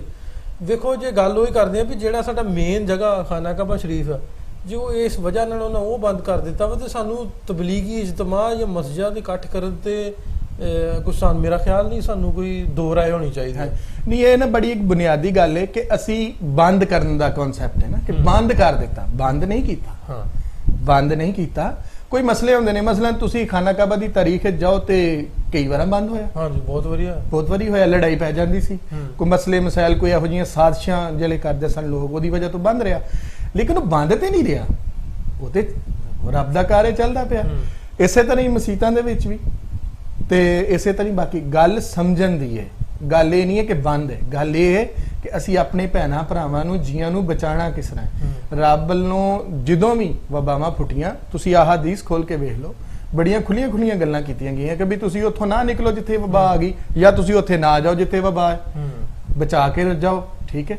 ਸੋ ਗੱਲ ਇਹ ਹੈ ਕਿ ਮੈਂ ਤੇ ਇਹ ਵੀ ਕਹਾਂਗਾ ਕਿ ਜਿਸ ਤਰ੍ਹਾਂ ਇੱਕ ਮੁਸਲਮਾਨ ਕੋ ਹਰ ਤਰ੍ਹਾਂ ਮਹਿਫੂਜ਼ ਜਾਂ ਬਾਕੀ ਦੁਨੀਆ ਨੂੰ ਵੀ ਜਿਹੜਾ ਨਾ ਅਮਨ ਵੱਲ ਲੈ ਕੇ ਜਾਣਾ ਹੋਵੇ, ਤੇ ਬੰਦ ਕਰਨ ਦਾ ਉਸ ਤਰ੍ਹਾਂ ਦਾ ਕਨਸੈਪਟ ਨਹੀਂ ਹੈ। ਬੰਦ ਕਰਨ ਤੋਂ ਮੁਰਾਦ ਇਹ ਹੈ ਕਿ ਅਸੀਂ ਇਹ ਹਵਾਸਤੀ ਤੌਰ ਤੇ ਲੋਕਾਂ ਨੂੰ ਕਹਿ ਰਹੇ ਹਾਂ ਕਿ ਥੋੜੇ ਦਿਨ ਵਾਸਤੇ ਤੁਸੀਂ ਇਹਦੀ ਹਿਫਾਜ਼ਤ ਕਰੋ, ਆਪਣੇ ਆਪ ਨੂੰ ਮਹਿਫੂਜ਼ ਰੱਖੋ। ਔਰ ਇਹ ਇਨਸ਼ਾਅੱਲਾ, ਜਿਵੇਂ ਤੁਸੀਂ ਪਹਿਲਾਂ ਗੱਲ ਕੀਤੀ ਕਿ ਇਹ ਕਾਬੂ ਆ ਜਾਏਗਾ, ਇਹ ਸਪਰੇ ਹੋਣਗੇ। ਗੱਲ ਇੱਕ ਇਹਦੀ ਚੇਨ ਤੋੜਨੀ ਹੈ। ਜਿੰਨਾ ਚਿਰ ਉਹ ਚੇਨ ਨਾਲ ਇਹ ਚੱਲਦਾ ਰਹੇਗਾ, ਉਨੀ ਦੇਰ ਤੱਕ ਇਹ ਚੱਲਦਾ ਰਹੇਗਾ। ਜਦੋਂ ਇਹਦੀ ਚੇਨ ਟੁੱਟ ਜਾਏਗੀ ਇਹ ਮੁੱਕ ਜਾਏਗਾ ਖੁਦ ਬਖੁਦ ਹੀ। ਇਹਨੂੰ ਵਾਇਰਸ ਨੂੰ ਜਿੰਨਾ ਚਿਰ ਅੱਗੋਂ ਹੋਸਟ ਜਾਂ ਮੇਜ਼ਬਾਨ ਨਹੀਂ ਮਿਲਣਾ ਉਹਦੀ ਉਮਰ ਮਰ ਜਾਂਦਾ। ਸਪਰੇਵਾਂ ਹੋਣਗੀਆਂ, ਚੀਜ਼ਾਂ ਹੋਣਗੀਆਂ, ਹਰ ਸ਼ੈ ਤੁਹਾਡੀ ਆਬਾਦ ਹੋਏਗੀ ਤੇ ਪਰ ਉਹਦੀ ਆਬਾਦੀ ਵਾਸਤੇ ਕੁਝ ਕੁਰਬਾਨੀਆਂ ਦੁੱਖ ਲੱਗਦਾ ਚੀਜ਼ਾਂ ਦਾ, ਗੈਦਰਿੰਗ ਦਾ, ਜਾਨ ਆਂਦਾ, ਜਿਹੜੇ ਲੋਕਾਂ ਦੇ ਮਸਜਿਦ 'ਚ ਜਾਨ ਆਂਦਾ ਦੁੱਖ ਲੱਗਦਾ। ਪਰ ਉਹ ਨਹੀਂ, ਮੇਰਾ ਖਿਆਲ ਹੈ ਕਿ ਤੋਬਾ ਕਰਨੀ ਚਾਹੀਦੀ, ਉਨੀ ਰੱਬ ਅੱਗੇ ਦੁਆ ਕਰਨੀ ਚਾਹੀਦੀ ਆਪਣੇ ਘਰਾਂ 'ਚ ਬਹਿ ਕੇ ਕਿ ਰੱਬ ਸਾਨੂੰ ਇਹਨਾਂ ਤੋਂ ਮਹਿਫੂਜ਼ ਰੱਖੇ। ਅੱਛਾ, ਇਹਦੇ 'ਚ ਚੱਠਾ ਸਾਹਿਬ ਇਹ ਵੀ ਬੜੀ ਵਧੀਆ ਆਪਣੀ ਗੱਲ 'ਚੋਂ ਗੱਲ ਨਿਕਲ ਕੇ ਆਪਾਂ ਤੇ ਡਿਸਕਸ ਕੀਤੀ। ਗੱਲ ਹੋਣ ਰਹੀ ਸੀ ਇੰਡੀਆ ਪੰਜਾਬ ਪਾਕਿਸਤਾਨ ਪੰਜਾਬ ਦੀ 135 ਤੇ 2700 2650 ਅੰਕੜਿਆਂ ਦਾ, ਗਿਣਤੀ ਦਾ ਬਹੁਤ ਫਰਕ ਹੈ। ਇਹ ਕਿਸੇ ਨਾ ਕਿਤੇ ਸਮਝਦੇ ਆਪਾਂ ਵੀ ਕਰਫਿਊ ਦੀ ਵਜ੍ਹਾ ਨਾਲ ਉਹਨਾਂ ਦੇ ਕੇਸਿਸ ਜਿਹੜੇ ਨੇ ਘੱਟ ਸਾਹਮਣੇ ਆਏ। ਕਿਹਾ ਜਾ ਸਕਦਾ ਕਿਉਂਕਿ ਤੇ ਅੱਜ ਵੀ ਕਰਾਚੀ ਦੇ ਵਿੱਚ ਵੀ ਉਹਨਾਂ ਨੇ ਕਿਹਾ ਕਿ ਅਸੀਂ ਕੁਝ ਕਰਾਂਗੇ। ਗੱਲ ਇਹ ਵੇ ਕਿ ਕਰਫਿਊ ਦੇ ਨਾਲ ਕੇਸਿਸ ਘਟਣਗੇ। ਮੈਂ ਪਹਿਲੇ ਵੀ ਗੱਲ ਕੀਤੀ ਕਿ ਚੇਨ ਟੁੱਟ ਜਾਏ ਨਾ ਤੇ ਫਿਰ ਲੋਕੀ ਮਿਲਣ ਨਾ। ਪਰ ਮਸਲਾ ਇਹ ਵੀ ਹੈ ਨਾ ਕਿ ਲੋਕਾਂ ਦੀ ਜਿਹੜੀ ਇਕਨੋਮਿਕਲ ਕੰਡੀਸ਼ਨ ਹੈ ਉਹਨੂੰ ਵੀ ਤਾਂ ਵੇਖਣਾ ਪਏਗਾ ਨਾ। ਗੱਲ ਇਹ ਵੇ ਕਿ ਜੇ ਲਾਕਡਾਊਨ ਦੇ ਵਿੱਚ ਲੋਕੀ ਖੁਦ ਥੋੜੀ ਜਿਹੀ ਤਮੀਜ਼ ਕਰਨ ਤੇ ਕੋਈ ਫਰਕ ਨਹੀਂ ਪਏਗਾ, ਲੋਕੀ ਵੀ ਬਚ ਜਾਣਗੇ। ਪਰ ਮੈਨੂੰ ਲੱਗਦਾ ਕਿ ਕਰਫਿਊ ਲੱਗੇਗਾ ਹੀ ਇੱਕ ਸਤਹ ਤੇ ਜਾ ਕੇ। ਮੇਰਾ ਖਿਆਲ ਹੈ ਕਿ ਡਾਟਾ ਬਣਾਉਣਗੇ, ਲੋਕਾਂ ਨੂੰ ਅਮਦਾਦ ਦੇਣਗੇ। ਜਦੋਂ ਪਤਾ ਲੱਗ ਜਾਏਗਾ ਕਿ ਉਹ ਅਮਦਾਦ ਪਹੁੰਚ ਗਈ, ਇਹ ਚੀਜ਼ਾਂ ਪੜ ਗਈਆਂ, ਹੁਣ ਅਸੀਂ ਉਸ ਲੈਵਲ ਤੇ ਆ ਗਏ ਆ ਵੀ ਅਸੀਂ ਉਹਨਾਂ ਤੱਕ ਖਾਣ ਪੀਣ ਜਾਂ ਰਾਸ਼ਨ ਜਿਹੜਾ ਪਹੁੰਚਾ ਸਕਦੇ ਹਾਂ ਤੇ ਫਿਰ ਟਰਮ ਵਾਈਜ਼ ਜਿਹੜਾ ਵਾ ਆਪਾਂ ਕਰਫਿਊ ਵੱਲ ਜਾ ਸਕਦੇ। ਜਿਵੇਂ ਸਿੰਧ ਵਾਲਿਆਂ ਪਹਿਲੋਂ ਤੋਂ ਹੀ ਕਰ ਦਿੱਤਾ ਸੀ ਕਰਫਿਊ ਤੇ ਉਹਦੇ ਵਿੱਚ ਉੱਤੇ ਸਖਤੀ ਵੀ ਬੜੀ ਕੀਤੀ ਸੀ। ਲੇਕਿਨ ਮੇਰਾ ਖਿਆਲ ਹੈ ਸਾਡੀ ਸੈਂਟਰਲ ਗਵਰਨਮੈਂਟ, ਇਮਰਾਨ ਖਾਨ ਦੀ ਗਵਰਨਮੈਂਟ ਜਿਹੜੀ ਉਹ ਚਾਹ ਰਹੀ ਆ ਕਿ ਅਸੀਂ ਕਮ ਸੇ ਕਮ ਉਹ ਪੁਆਇੰਟ ਆਊਟ ਕਰ ਲਈਏ ਵੀ ਅਸੀਂ ਕਿੰਨੇ ਲੋਕਾਂ ਤੱਕ ਇਮਦਾਦ ਪਹੁੰਚਾਉਣੀ ਹੈ। ਕਿਉਂਕਿ 25 ਤੋਂ 30% ਸਾਡਾ ਤਬਕਾ ਉਹ ਹੈ ਜਿਹੜਾ ਹੈਂਡ ਟੂ ਮਾਊਥ ਰੋਜ਼ ਕਮਾ ਕੇ ਰੋਜ਼ ਖਾਣ ਵਾਲਾ। ਹੁਣ ਜਿਵੇਂ ਇਹਦੇ ਵਿੱਚ ਹੀ ਆਪਾਂ ਗੱਲ ਕਰ ਲੈਂਦੇ ਇਨਸਾਫ ਇਮਦਾਦ ਜਿਹੜੀ ਉਹਨਾਂ ਨੇ ਗਵਰਨਮੈਂਟ ਨੇ ਇੱਕ ਪਾਲਿਸੀ ਕੱਢੀ ਹੈ ਕਿ ਉਹ ਲੋਕ ਜਿਹੜੇ ਰਾਸ਼ਨ ਲੈਣਾ ਚਾਹੁੰਦੇ ਨੇ, ਗਵਰਨਮੈਂਟ ਨੇ 12000 ਪਰ ਮੰਥ ਉਹਨਾਂ ਦਾ ਰਾਸ਼ਨ ਅਲਾਊਂਸ ਲਾਇਆ। ਉਹਦੇ ਵਿੱਚ ਇੱਕ ਇਨਸਾਫ ਇਮਦਾਦ ਦੇ ਨਾਂ ਤੋਂ ਐਪ ਆ ਜਿਹੜੀ ਐਂਡਰੋਇਡ ਫੋਨ ਜਾਂ ਦੂਜੇ ਫੋਨਾਂ 'ਚ ਤੁਸੀਂ ਕਰ ਸਕਦੇ ਹੋ। ਉਹਦੇ 'ਚ ਆਪਣੀ ਰਜਿਸਟ੍ਰੇਸ਼ਨ ਕਰਵਾਓ ਤੇ ਉਹ ਤੁਹਾਨੂੰ ਪੈਸੇ ਜਿਹੜੇ ਨੇ ਉਹ ਜਿਹੜੇ ਸਿਲੈਕਟਡ ਉਹਨਾਂ ਦੇ ਬੈਂਕ ਨੇ ਉਹਨਾਂ ਦੇ ATM ਤੇ ਜਾ ਕੇ ਥੰਬ ਲਾਓ ਤੇ ਪੈਸੇ ਤੁਹਾਨੂੰ ਮਿਲਣੇ ਸਟਾਰਟ ਹੋ ਗਏ ਨੇ ਪਾਕਿਸਤਾਨ ਦੇ ਵਿੱਚ। ਫਿਰ ਜਿਹੜੇ ਜਿਨ੍ਹਾਂ ਕੋਲ ਮੋਬਾਈਲ ਨਹੀਂ ਹੈ ਉਹ ਲੋਕ ਕਿਸੇ ਕੋਲ ਹੈਲਪ ਲੈ ਕੇ, ਕਿਸੇ ਦੀ ਮਦਦ ਲੈ ਕੇ ਉਹ ਆਪਣੀ ਰਜਿਸਟ੍ਰੇਸ਼ਨ ਕਰਵਾਉਣ। ਉਹਨਾਂ ਨੂੰ ਪਹਿਲੇ ਗਵਰਨਮੈਂਟ ਨੇ 4000 ਰੱਖਿਆ ਸੀ, ਫਿਰ ਗਵਰਨਮੈਂਟ ਨੇ 12000 ਰੁਪਇਆ ਕਰ ਦਿੱਤਾ ਕਿ 12000 ਫੀ ਫੈਮਿਲੀ। ਮੇਰਾ ਖਿਆਲ ਹੈ ਇੱਕ ਮੰਥਲੀ 12000 ਸਿਰਫ ਰਾਸ਼ਨ ਦਾ ਖਰਚਾ ਕਾਫੀ ਹੈ, ਕੋਈ ਘੱਟ ਨਹੀਂ ਹੈਗਾ ਨਾ ਇੰਨਾ ਜ਼ਿਆਦਾ ਵਾ। ਲੇਕਿਨ ਉਹ ਜੇ ਵੇਖੀਏ ਆਪਾਂ ਉਹ ਉਹਨਾਂ ਦੇ ਰਾਸ਼ਨ ਤੱਕ ਤੇ ਉਹਦੇ ਵਾਸਤੇ ਰੱਖਿਆ ਵੀ ਆ ਵੀ ਐਲੀਜੀਬਿਲਿਟੀ ਜਿਹੜੀ ਆ, ਜਿਹਦੇ ਨਾਂ ਤੇ ਗੱਡੀ ਆ ਉਹ ਵੀ ਐਲੀਜੀਬਲ ਨਹੀਂ, ਜਿਹਦੇ ਨਾਂ ਪਾਸਪੋਰਟ ਬਣਿਆ ਜਿਹਦਾ ਉਹ ਵੀ ਉਸ ਵਾਸਤੇ ਐਲੀਜੀਬਲ ਨਹੀਂ ਹੈ। ਕਿ ਗਵਰਨਮੈਂਟ ਸਮਝਦੀ ਹੈ ਵੀ ਜਿਹਨੇ ਪਾਸਪੋਰਟ ਬਣਾਇਆ ਉਹ ਇੰਟਰਨੈਸ਼ਨਲ ਟਰੈਵਲ ਕਰਨਾ ਚਾਹੁੰਦਾ ਤੇ ਉਹਦੇ ਕੋਲ ਇੰਨੀ ਇਸਤਤਾਅਤ ਹੈ ਵੀ ਉਹ ਆਪਣਾ ਆਪ ਕਰ ਸਕਦਾ। ਸੋ ਇਹਦੇ ਵਾਸਤੇ ਐਲੀਜੀਬਿਲਿਟੀ ਦੀ ਜਿਹੜੀ ਉਹਨਾਂ ਨੇ ਰੱਖੀਆਂ ਨੇ, ਹੱਦਾਂ ਰੱਖੀਆਂ ਨੇ, ਉਹ ਵੀ ਮੇਰਾ ਖਿਆਲ ਹੈ ਵੀ ਬਿਹਤਰ ਨੇ। ਜਿਹੜੀ ਗਵਰਨਮੈਂਟ ਦਾ ਚੰਗਾ ਇਕਦਾਮ ਹੋਵੇ ਉਹਨੂੰ ਕਹਿਣਾ ਚਾਹੀਦਾ। ਬਿਲਕੁਲ ਨਹੀਂ ਤੁਹਾਡਾ ਇਹਦੇ ਤੇ ਕੀ ਖਿਆਲ? ਹਾਂ, ਮੈਂ ਤੇ ਇਹ ਕਹਿਣਾ ਵਾ ਕਿ ਇਸ ਵੇਲੇ ਜਿਹੜੀ ਗੱਲ ਹੈ ਨਾ ਉਹ ਕਿਸੇ ਤੇ ਤਨਕੀਦ ਦੀ ਨਹੀਂ ਹੈ ਜਾਂ ਕਿਸੇ ਨੂੰ ਭੈੜਾ ਚੰਗਾ ਕਹਿਣ ਦੀ ਨਹੀਂ। ਗੱਲ ਇਹ ਕਿ ਹੁਣ ਇਹ ਆਫਤ ਆ ਗਈ, ਹੁਣ ਇਹਨੂੰ ਰਲ ਕੇ ਨਿਬੜਨਾ ਹੈ ਤੇ ਸਾਰੇ ਰਲ ਕੇ ਇਹਦੇ ਤੇ ਕੰਮ ਕਰਨ। ਉਹ ਹੁਣ ਕਿਸੇ ਨੂੰ ਕੋਈ ਸਿਆਸਤ ਕਰਨ ਦੀ ਲੋੜ ਨਹੀਂ ਹੈ। ਔਰ ਗੱਲ ਇਹ ਵੇ ਕਿ ਹੁਣ ਐਡਾ ਵੱਡਾ ਮਸਲਾ ਹੈ ਕਿ ਇਹਨੂੰ ਅਸੀਂ ਕਿਸ ਤਰ੍ਹਾਂ ਕਰਨਾ ਹੈ। ਔਰ ਇਹਦੇ ਨਾਲ ਜਿੱਦਾਂ ਤੁਸੀਂ ਪਹਿਲੇ ਗੱਲ ਕੀਤੀ, ਹੁਣ ਕੁਝ ਹੋਰ ਵੀ ਚੀਜ਼ਾਂ ਵੇਖਣੀਆਂ ਪੈਣਗੀਆਂ। ਸਿਰਫ ਇੱਕ ਤਰ੍ਹਾਂ ਦਾ ਤੇ ਇਹ ਹੋ ਗਿਆ, ਲੇਕਿਨ ਹੁਣ ਵੇਖੋ ਸਾਡੇ ਕੋਲ ਡੇਲੀ ਵੇਜਰਸ ਦਾ ਡਾਟਾ ਮੌਜੂਦ ਨਹੀਂ ਹੈ, ਉਹ ਸਾਨੂੰ ਡਾਟਾ ਬਣਾਉਣਾ ਪਏਗਾ। ਔਰ ਉਹ ਡਾਟਾ ਜਦੋਂ ਬਣੇਗਾ ਤੇ ਉਹਦੇ ਨਾਲ ਮੇਰਾ ਖਿਆਲ ਹੈ ਕਿ ਬਿਹਤਰੀਆਂ ਵੀ ਆਉਣਗੀਆਂ, ਕੁਝ ਉਹਨਾਂ ਨੂੰ ਚੀਜ਼ਾਂ ਵੀ ਡਿਵੈਲਪ ਕਰਨਗੀਆਂ ਔਰ ਇਹਦੇ ਨਾਲ ਨਾਲ ਨਵੇਂ ਜਿਹੜੀਆਂ ਰਸਤੇ ਵੀ ਖੁੱਲ ਜਾਣਗੇ ਚੀਜ਼ਾਂ ਨੂੰ ਕਰਨ ਦੇ। ਤੇ ਇਹ ਇੱਕ ਬਹੁਤ ਅੱਛਾ ਕਦਮ ਹੈ ਔਰ ਮੇਰਾ ਖਿਆਲ ਹੈ ਕਿ ਇਹਨੂੰ ਮਜ਼ੀਦ ਵਧਾਉਣਾ ਚਾਹੀਦਾ ਕਿਉਂਕਿ ਲਾਕਡਾਊਨ ਤੋਂ ਬਾਅਦ ਜਦੋਂ ਕਰਫਿਊ ਵੱਲ ਜਾਣਾ ਹੈ ਤੇ ਥੋੜਾ ਹੋਰ ਇਹਨੂੰ ਕਰਨਾ ਚਾਹੀਦਾ, ਜ਼ਿਆਦਾ ਤੋਂ ਜ਼ਿਆਦਾ ਲੋਕਾਂ ਨੂੰ ਫੈਸਿਲਿਟੇਟ ਕਰਨਾ ਚਾਹੀਦਾ ਤਾਂ ਕਿ ਲੋਕਾਂ ਨੂੰ ਜਿਹੜਾ ਹੈ ਨਾ ਔਰ ਅਵੇਅਰ ਵੀ ਕਰਨਾ ਚਾਹੀਦਾ। ਦੂਸਰਾ ਇਹ ਸਰਕਾਰੀ ਟੀਚਰ, ਪਟਵਾਰੀ, ਦੂਜੇ ਮਹਿਕਮੇ ਜਿੰਨੇ ਵੀ ਮਹਿਕਮੇ ਨੇ ਪੰਜਾਬ ਦੇ ਲਾ ਲਈਏ ਉਹ ਸਾਰੇ ਤੇ ਐਕਟਿਵ ਨੇ ਇਹਦੇ ਵਿੱਚ। ਉਹਦੇ ਤੋਂ ਹਟ ਕੇ ਗਵਰਨਮੈਂਟ ਨੇ ਇੱਕ ਕਰੋਨਾ ਟਾਈਗਰ ਫੋਰਸ ਦੇ ਨਾਂ ਤੋਂ ਵਲੰਟੀਅਰ ਲਏ ਨੇ ਜਿਹਦੇ ਵਿੱਚ ਮੇਰਾ ਖਿਆਲ ਹੈ 6 ਲੱਖ ਤੋਂ ਜ਼ਿਆਦਾ ਵਲੰਟੀਅਰ ਆ ਗਏ ਜੀ ਜਿਹੜੇ ਫ੍ਰੀ ਸਰਵਿਸਿਜ਼ ਦੇਣ ਲਈ ਤਿਆਰ ਨੇ। ਤੇ ਇਹ ਵੀ ਇਕਦਾਮ ਤੇ ਵਧੀਆ ਬਿਲਕੁਲ ਥੋੜਾ ਜਿਹਾ, ਲੇਕਿਨ ਹੋ ਪੋਲੀਟੀਕਲ, ਮੇਰਾ ਖਿਆਲ ਪੋਲੀਟੀਕਲ ਜਾਵੇਗਾ। ਮੈਂ ਪਹਿਲੀ ਵੀ ਇਹ ਗੱਲ ਕੀਤੀ ਕਿ ਪੋਲੀਟੀਕਲ ਹੋ ਜਾਏ ਕੋਈ ਨਹੀਂ, ਉਹ ਜਦੋਂ ਹੋਏਗਾ ਸੋ ਵੇਖਾਂਗੇ, ਲੇਕਿਨ ਹੁਣ ਲੋੜ ਹੈ ਕਿ ਅਸੀਂ ਕਰੀਏ। ਲੇਕਿਨ ਜੇ ਫੋਰਸ ਦੇ ਜਿਹੜੇ ਜਵਾਨ ਉਹਨਾਂ ਨੇ ਲਏ ਨੇ ਉਹਨਾਂ ਦੇ ਵੀ ਟੈਸਟ ਕੀਤੇ ਜਾਣ ਤੇ ਫਿਰ ਉਹਨਾਂ ਨੂੰ ਭਰਤੀ ਕੀਤਾ ਜਾਏ, ਮੇਰਾ ਖਿਆਲ ਹੈ। ਕਿਉਂਕਿ ਉਹਨਾਂ ਦੀ ਰਸਾਈ ਜਿਹੜੀ ਹੈ ਘਰਾਂ ਤੱਕ ਹੋਏਗੀ, ਲੋਕਾਂ ਨੂੰ ਉਹਨਾਂ ਨੇ ਸੇਵ ਕਰਨਾ ਤੇ ਉਹ ਖੁਦ ਵੀ ਤਾਂ ਪਹਿਲੇ ਮਹਿਫੂਜ਼ ਹੋਣ ਤੇ ਉਹਨਾਂ ਨੂੰ ਕਿਟਸ ਵਗੈਰਾ ਵੀ ਦਿੱਤੀਆਂ ਜਾਣ ਤਾਂ ਕਿ ਅਸੀਂ ਵੀ ਈਜ਼ੀਲੀ ਉਹਨਾਂ ਦੇ ਨਾਲ ਇੰਟਰੈਕਟ ਕਰ ਸਕੀਏ। ਸੋ ਗੱਲ ਇਹ ਵੇ ਕਿ ਮੁxtਲਫ ਚੀਜ਼ਾਂ ਕੀਤੀਆਂ ਜਾ ਸਕਦੀਆਂ ਨੇ। ਸਾਡੇ ਕੋਲ ਆਪਣੇ ਬਹੁਤ ਸਾਰੇ ਅਦਾਰੇ ਵੀ ਮੌਜੂਦ ਨੇ ਜਿਹੜੇ ਇਹਨੂੰ ਵਕਤੀ ਔਰ ਉਹ ਟ੍ਰੇਨਡ ਨੇ, ਜਿਨ੍ਹਾਂ 'ਚ ਪੋਲੀਓ ਵਰਕਰ ਦੀ ਇੱਕ ਵੱਡੀ ਟੀਮ ਮੌਜੂਦ ਹੈ ਜਿਹੜੀ ਬਕਾਇਦਾ ਮੈਡੀਕਲੀ ਇਸ ਚੀਜ਼ ਨੂੰ ਸਮਝ ਸਕਦੀ ਹੈ। ਔਰ ਇਸ ਤਰ੍ਹਾਂ ਹੋਰ ਵੀ ਟੀਚਰਸ ਵੀ ਨਾਲ ਹੁਣ ਤੇ ਲੱਗੇ ਹੋਏ ਨੇ। ਤੇ ਇਹ ਤੋਂ ਵੱਖ ਜਿਹੜੀ ਆਪਾਂ ਪਹਿਲੇ ਗੱਲ ਕੀਤੀ ਸੀ ਕਿ ਜਿਹੜੇ ਨੌਜਵਾਨ ਪਿੰਡਾਂ 'ਚ ਨੇ ਉਹ ਪਿੰਡਾਂ ਦੀ ਆਲਰੇਡੀ ਫੋਰਸ ਹੀ ਨੇ। ਮੈਂ ਪਿੰਡਾਂ ਦੀ ਥੋੜੀ ਜਿਹੀ ਮੈਂ ਵਿੱਚ ਗੱਲ ਕਰਦਾ ਵੀ ਜੇ ਆਪਾਂ ਇੰਡੀਆ ਪੰਜਾਬ ਤੇ ਦੀਆਂ ਖਬਰਾਂ ਆਪਾਂ ਵੇਖਦੇ ਰਹੀ ਤਾਂ ਵਾਵਾ ਹੱਦ ਤੱਕ ਉਹਨਾਂ ਤੇ ਨਜ਼ਰ ਰੱਖੀ ਦੀ ਆ ਤੇ ਇੱਧਰ ਤੇ ਉੱਧਰ ਦਾ ਕੰਪੈਰੀਜ਼ਨ ਆਪਾਂ ਕਰਦੇ ਆ। ਕੰਪੈਰੀਜ਼ਨ ਗੱਲ ਉਹਨਾਂ ਪਿੰਡਾਂ ਦੇ ਬਾਹਰ ਜਿਹੜੇ ਪਿੰਡ ਦੇ ਨੌਜਵਾਨ ਨੇ, ਉਹ ਈਵਨ ਕਿ ਜਿਹੜੀਆਂ ਫੀਮੇਲਸ ਨੇ ਉਹ ਵੀ ਪਿੰਡ ਦਾ ਸਰਪੰਚ, ਉਹਨਾਂ ਨੇ ਪਿੰਡ ਤੋਂ ਬਾਹਰ ਬੈਰੀਅਰ ਆਪਣੇ ਤੌਰ ਤੇ ਬਣਾਏ। ਠੀਕ ਹੈ ਕਿ ਪਿੰਡ ਤੋਂ ਬਾਹਰ ਦਾ ਬੰਦਾ ਜਿਹੜਾ ਪਿੰਡ 'ਚ ਨਹੀਂ ਆ ਸਕਦਾ। ਅਗਰ ਕੋਈ ਪ੍ਰਾਹੁਣਾ ਵੀ ਆਏਗਾ ਤੇ ਉਹ ਪਹਿਲੋਂ ਉਹ ਇੱਕ ਕੇਸ ਹੈ ਕਿ ਪ੍ਰਾਹੁਣਾ ਨਹੀਂ ਆਇਆ, ਇੱਕ ਪਿੰਡ ਦਾ ਹੀ ਮੁੰਡਾ ਆਇਆ ਬਾਹਰ ਇੱਕ ਫਲਾਈਟ ਲੈ ਕੇ ਤੇ ਉਹਨੂੰ ਉਹਨਾਂ 14 ਦਿਨ ਪਹਿਲਾਂ ਮੋਟਰ ਤੇ ਕੁਆਰੰਟਾਈਨ ਕੀਤਾ। ਠੀਕ ਹੈ, ਆਈਸੋਲੇਟ ਕੀਤਾ। ਸੋ ਉਹ ਬਾਹਰ ਦਾ ਬੰਦਾ ਪਿੰਡ 'ਚ ਆਉਣ ਲਈ ਐਂਟਰੀ ਵੀ ਜਿਹੜੀ ਉਹਨਾਂ ਨੇ ਬੰਦ ਕੀਤੀ ਪਿੰਡਾਂ ਵਾਲਿਆਂ ਨੇ ਆਪਣੇ ਤੌਰ ਤੇ।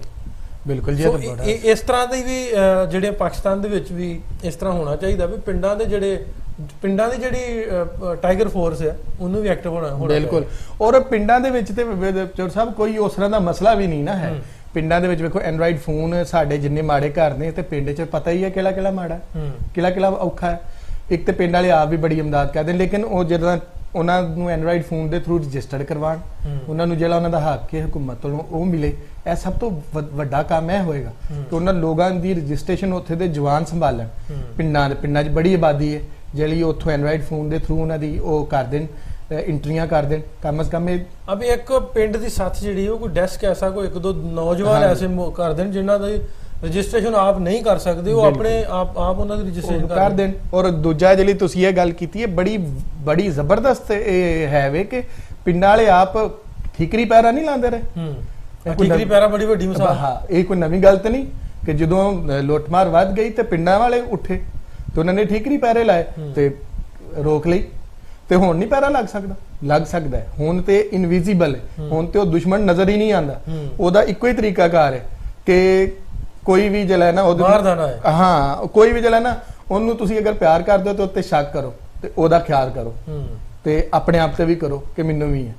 ਤੇ ਇਸ ਤਰ੍ਹਾਂ ਹੀ ਇਹ ਚੇਨ ਟੁੱਟਣੀ ਹੈ। ਔਰ ਇਹ ਬੜਾ ਚੰਗਾ ਕੰਮ ਹੈ। ਪਿੰਡਾਂ 'ਚ ਤੇ ਇਸ ਤਰ੍ਹਾਂ ਦੀਆਂ ਬਹੁਤ ਸਾਰੀਆਂ ਮਿਸਾਲਾਂ ਦਿੱਤੀਆਂ ਜਾ ਸਕਦੀਆਂ ਕਿ ਸਿਰਫ ਨਿਰਾ ਠੀਕਰੀ ਪੈਰਾ ਹੀ ਨਹੀਂ, ਇਹਦੇ ਤੋਂ ਇਲਾਵਾ ਵੀ ਬੜੀਆਂ ਮਿਸਾਲਾਂ ਨੇ ਜਿਹੜੇ ਪਿੰਡਾਂ ਨੇ ਆਪਣੇ ਤੌਰ ਤੇ ਕਦਮ ਚੁੱਕੇ ਔਰ ਉਹਦੇ ਨਾਲ ਉਹਨਾਂ ਨੇ ਪਿੰਡਾਂ ਦੀਆਂ ਧੀਰਾਂ ਨੂੰ ਸੇਵ ਕੀਤਾ। ਤੇ ਜੇ ਸਿਰ ਪਿੰਡ ਹੀ ਆਪਣੇ ਤੌਰ ਤੇ ਕਰ ਲੈਣ ਤੇ ਫਿਰ ਵੀ ਬੜੀ ਗੱਲ। ਇਹਦੇ 'ਚ ਇੱਕ ਵੱਡੀ ਹੋਰ ਠੀਕਰੀ ਪੈਰੇ ਤੋਂ ਹਟ ਕੇ ਇੱਕ ਪਿੰਡਾਂ ਦੇ ਵਿੱਚ ਹੁੰਦਾ ਸੀ ਪਹਿਲਾਂ ਵੰਗਾਰ ਹੁੰਦੀ ਸੀ ਵੀ ਵਿਸਾਖੀ ਦਾ ਦਿਹਾੜ ਆ ਗਿਆ, ਵਿਸਾਖੀ ਆ ਗਈ ਕਿ ਵੰਗਾਰਾਂ ਵੱਜਦੀਆਂ ਹੁੰਦੀਆਂ, ਉਦੋਂ ਢੱਗਿਆਂ ਨਾਲ ਕਣਕਾਂ ਗੰਮਦੀਆਂ ਬੋਲਦਾਂ ਨਾਲ। ਤੇ ਉਹ ਵੰਗਾਰਾਂ ਜਿਹੜੀਆਂ ਸਾਰੇ ਪਿੰਡ ਦੇ ਢੱਗੇ ਬੋਲ ਜਿਹੜੇ ਇਕੱਠੇ ਕਰਕੇ ਇੱਕ ਤੇ ਜਾਣਾ, ਇੱਕ ਘਰ ਦੀ ਕਣਕ ਗਾਹ ਕੇ ਤੇ ਫਿਰ ਅਗਲੇ ਹਾਲ। ਬਿਲਕੁਲ, ਉਦੋਂ ਉਹ ਕੰਮ ਹੀ ਇਹ ਸੀ ਵੀ ਵੰਗਾਰਾਂ ਦਾ ਕੰਮ ਸੀ। ਉਦੋਂ ਕਣਕਾਂ ਦਾ ਕੰਮ ਹੁੰਦਾ ਸੀ, ਬਾਹਰ ਕੰਮ ਘੱਟ ਸਨ। ਉਦੋਂ ਲੋਕ ਇਕੱਠੇ ਹੁਣ ਵੀ ਹੋ ਸਕਦਾ, ਹੁਣ ਵੀ ਇਕੱਠੇ ਪਿੰਡਾਂ 'ਚ ਇੱਕ ਕਿਸਮ ਦੇ ਆਪਾਂ ਜੇ ਕਹਿ ਲਈਏ ਕਹਿ ਦੀਆਂ ਪਿੰਡਾਂ ਦੇ ਵਿੱਚ ਸਾਰੇ ਪਿੰਡਾਂ ਸ਼ਹਿਰਾਂ ਥਾਂ ਤੇ ਹੁਣ ਬਿਮਾਰੀ ਨੇ ਸਾਨੂੰ ਕੈਦ ਕਰਤਾ। ਹੁਣ ਹੀ ਆਪਾਂ ਉਸ ਤਰ੍ਹਾਂ ਦੀ ਵੰਗਾਰਾਂ ਬਣਾ ਕੇ ਕੰਮ ਕਰ ਲਈਏ। ਬਿਲਕੁਲ, ਫਲੇ ਵਾਂਦੇ ਸਨ ਜਿਸ ਤਰ੍ਹਾਂ ਕਣਕਾਂ ਦੇ। ਤੇ ਇਸ ਤਰ੍ਹਾਂ ਹੁੰਦਾ ਸੀ ਕਿ ਮੀਂਹ ਵਸ ਪੈਣਾ ਨਾ ਤੇ ਵੱਤਰ ਆ ਜਾਣੀ ਸਾਰੀ ਜ਼ਮੀਨ ਤੇ, ਉਹ ਜਿਵੇਂ ਤੁਸੀਂ ਦੱਸਿਆ ਢੱਗੇ ਇਕੱਠੇ ਕਰ ਲੈਣੇ। ਇਸ ਤਰ੍ਹਾਂ ਦੀਆਂ ਬੜੀਆਂ ਮਿਸਾਲਾਂ ਪਿੰਡਾਂ 'ਚ ਮਿਲਦੀਆਂ ਨੇ ਕਿ ਜਿੱਥੇ ਕਿਤੇ ਵਿਆਹਾਂ ਉੱਤੇ ਨਾ ਵੀ ਹੁੰਦਾ ਸੀ ਕਿ ਇੱਕ ਦੂਜੇ ਦੀ ਇਮਦਾਦ ਕਰਨੀ, ਮੰਜੀਆਂ ਬਿਸਤਰੇ ਦੇਣੇ। ਤੇ ਗੱਲ ਇਹ ਹੈ ਕਿ ਉਹ ਕਲੈਕਟਿਵ ਵਰਕ ਹੀ ਸੀ ਨਾ, ਤੇ ਹੁਣ ਵੀ ਉਹਦੀ ਲੋੜ ਹੈ। ਹੁਣ ਵੀ ਉਸੇ ਤਰ੍ਹਾਂ ਦੀ ਇੱਕ ਗੱਲ ਹੈ ਕਿ ਸਾਰਿਆਂ ਨੂੰ ਬਚਾਉਣਾ ਹੈ ਤੇ ਫਿਰ ਠੀਕਰੀ ਪੈਰੇ ਲਾਣ, ਉਸ ਤਰ੍ਹਾਂ ਦੇ ਪੈਰੇ ਲਾਣ ਜਿਸ ਤਰ੍ਹਾਂ ਦੀ ਤੁਸੀਂ ਗੱਲ ਕੀਤੀ। ਵੰਗਾਰਾਂ ਵੀ ਹੋਣ, ਠੀਕਰੀ ਪੈਰੇ ਵੀ ਹੋਣ, ਤੇ ਫਿਰ ਹੀ ਆਪਾਂ ਪਿੰਡਾਂ ਥਾਵਾਂ ਤੇ ਜਾ ਕੇ ਆਪਣੇ ਪਿੰਡਾਂ ਵਾਲਿਆਂ ਨੂੰ ਕਿਸ ਤਰ੍ਹਾਂ ਉਹਨਾਂ ਤੱਕ ਇੱਕ ਅਵੇਅਰਨੈਸ ਮੈਸੇਜ ਪਹੁੰਚਾ ਸਕਦੇ ਹਾਂ, ਕਿਵੇਂ ਉਹਨਾਂ ਨੂੰ ਆਪਾਂ ਬਚਾ ਸਕਦੇ ਹਾਂ। ਜੇ ਆਪਾਂ ਪਿੰਡ ਲੈਵਲ ਤੇ ਮੁਹੱਲਿਆਂ ਲੈਵਲ ਤੇ ਗਲੀਆਂ ਦੇ ਵਿੱਚ ਗੱਲ ਇਸ ਤਰ੍ਹਾਂ ਕਰਨ ਲੱਗ ਪਈਏ ਤੇ ਐਬਸੋਲੂਟਲੀ ਆਪਾਂ ਜੇ ਉਹਨਾਂ ਇੰਡੀਅਨ ਪੰਜਾਬ ਦੇ ਉਹਨਾਂ ਨੇ ਕਰਕੇ ਕੇਸਿਸ ਘਟਾਏ ਨੇ, ਆਪਾਂ ਵੀ ਬਿਲਕੁਲ ਸ਼ੋਰ ਇਹ ਗੱਲ ਵੀ ਆਪਾਂ ਘਟਾ ਸਕਦੇ ਹਾਂ। ਹਾਂਜੀ। ਅੱਛਾ, ਇਹਦੇ ਵਿੱਚ ਸਿੰਧ ਗਵਰਨਮੈਂਟ ਨੇ ਅੱਜ ਕਿਹਾ ਸੀ ਕਿ ਅਸੀਂ ਗਲਤੀਆਂ ਕੀਤੀਆਂ ਹੋਣਗੀਆਂ ਲੇਕਿਨ ਕੁਛ ਨਾ ਕਰਨ ਦੀ ਗਲਤੀ ਅਸੀਂ ਨਹੀਂ ਕੀਤੀ, ਵੀ ਕੁਛ ਨਾ ਕੁਛ ਜ਼ਰੂਰ ਕੀਤਾ। ਸੋ ਇਹ ਗੱਲ ਸਾਡੇ ਵਾਸਤੇ ਇੱਕ ਬੜਾ ਵੱਡਾ ਇੱਕ ਜੇ ਆਪਾਂ ਉਹਨੂੰ ਕਹਿ ਲਈਏ ਇੱਕ ਸਬਕ ਆ ਜੇ ਸਿੱਖਣਾ ਚਾਹੀਏ ਵੀ ਆਪਾਂ ਗਲਤੀਆਂ ਤੇ ਕੀਤੀਆਂ ਹੋਣਗੀਆਂ, ਪਿੰਡਾਂ ਵਾਲਿਆਂ ਨੇ ਵੀ, ਸ਼ਹਿਰਾਂ ਵਾਲਿਆਂ ਨੇ ਵੀ, ਗਵਰਨਮੈਂਟਾਂ ਨੇ ਵੀ, ਲੇਕਿਨ ਕੁਛ ਨਾ ਕਰਨ ਦੀ ਗਲਤੀ ਨਾ ਕਰੀਏ, ਕੁਛ ਨਾ ਕੁਛ ਜ਼ਰੂਰ ਕਰਦੇ ਰਹੀਏ। ਇਹਦੇ ਵਿੱਚ ਗਵਰਨਮੈਂਟ ਦਾ ਵੀ ਹੱਥ ਵਟਾਈਏ ਵੀ ਕੁਛ ਨਾ ਕੁਛ, ਭਾਵੇਂ ਆਪਾਂ ਪਹਿਰੇ ਲਾ ਕੇ, ਭਾਵੇਂ ਪਿੰਡਾਂ ਵਾਲਿਆਂ ਨੂੰ ਘਰਾਂ 'ਚ ਰੱਖ ਕੇ, ਭਾਵੇਂ ਅਵੇਅਰ ਕਰਕੇ, ਭਾਵੇਂ ਉਹ ਰਾਸ਼ਨ ਪਹੁੰਚਾਉਣ ਦਾ ਕਰਕੇ, ਭਾਵੇਂ ਉਹ ਰਾਸ਼ਨ ਲੈਣ ਵਾਲਿਆਂ ਦੀ ਰਜਿਸਟ੍ਰੇਸ਼ਨ ਕਰਵਾ ਕੇ ਅਸੀਂ ਕੁਛ ਨਾ ਕੁਛ ਕਰੀਏ। ਬਿਲਕੁਲ। ਔਰ ਜਿਹੜੀ ਨਾ ਕਰਨ ਦੀ ਗਲਤੀ ਹੈ ਨਾ, ਬੜੀ ਅਹਿਮ ਗੱਲ ਹੈ ਕਿ ਨਾ ਕਰਨ ਦੀ ਗਲਤੀ ਨਾ ਕਰੀਏ। ਕਰਨ ਦੀਆਂ ਗਲਤੀਆਂ ਤੇ ਪੂਰੀ ਦੁਨੀਆ ਨੇ ਕਰਕੇ ਵੇਖ ਲਈਆਂ ਨੇ, ਹੰਡਾ ਲਈਆਂ ਨੇ, ਔਰ ਬੜੇ ਔਖੇ ਫਸ ਗਏ ਨੇ। ਔਰ ਇਹ ਵਬਾ ਜਿਹੜੀ ਹੈ ਨਾ, ਇਹਨੂੰ ਇੱਕ ਹੋਰ ਤਰ੍ਹਾਂ ਵੀ ਵੇਖਣਾ ਪਏਗਾ ਢਿੱਲੋਂ ਸਾਹਿਬ ਕਿ ਇਹ ਵਬਾ ਪੂਰੀ ਦੁਨੀਆ ਤੇ ਆਈ ਆ। ਪਹਿਲੀਆਂ ਵਬਾਵਾਂ ਕਿਸੇ ਇਲਾਕੇ, ਕਿਸੇ ਰੀਜਨ ਤੱਕ, ਇੱਕ ਮਖਸੂਸ ਏਰੀਆ ਤੱਕ ਰਹਿੰਦੀਆਂ ਸਨ। ਪੈਂਡੈਮਿਕ ਹੈ ਪੂਰੇ ਵਰਲਡ ਤੇ ਫੈਲ ਗਿਆ ਔਰ ਦੁਨੀਆ ਦੇ ਕਈ 100 ਮੁਲਕਾਂ ਦੇ ਵਿੱਚ, ਤਕਰੀਬਨ ਸਾਰੇ ਮੁਲਕਾਂ 'ਚ ਪਹੁੰਚ ਗਿਆ। ਤੇ ਗੱਲ ਇਹ ਵੇ ਕਿ ਇਹ ਪੂਰੀ ਦੁਨੀਆ ਨੇ ਹੀ ਵੇਖ ਲਿਆ ਕਰਕੇ ਕਿ ਜਿਨ੍ਹਾਂ ਲੇਟ ਕੀਤਾ ਉਹਨਾਂ ਨੇ ਬਹੁਤਾ ਨੁਕਸਾਨ ਉਠਾਇਆ, ਤੇ ਜਿਨ੍ਹਾਂ ਨੇ ਟਾਈਮ ਨਾਲ ਕੀਤਾ ਉਹ ਬਚੇ ਰਹੇ, ਮਹਿਫੂਜ਼ ਰਹੇ। ਤੇ ਅਸੀਂ ਤੇ ਜਿਹੜਾ ਨਾ ਉਹ ਇਹ ਕਹਾਂਗੇ ਕਿ ਜੀ ਨਾ ਕਰਨ ਦੀ, ਜੇ ਅਸੀਂ ਲੇਟ ਵੀ ਹੋ ਗਏ ਆ ਤੇ ਅਸੀਂ ਕੁਛ ਨਾ ਕਰਨ ਦੀ ਗਲਤੀ ਨਾ ਕਰੀਏ, ਕਰਦੇ ਰਹੀਏ ਕੁਛ ਨਾ ਕੁਛ ਕਰਦੇ ਰਹੀਏ।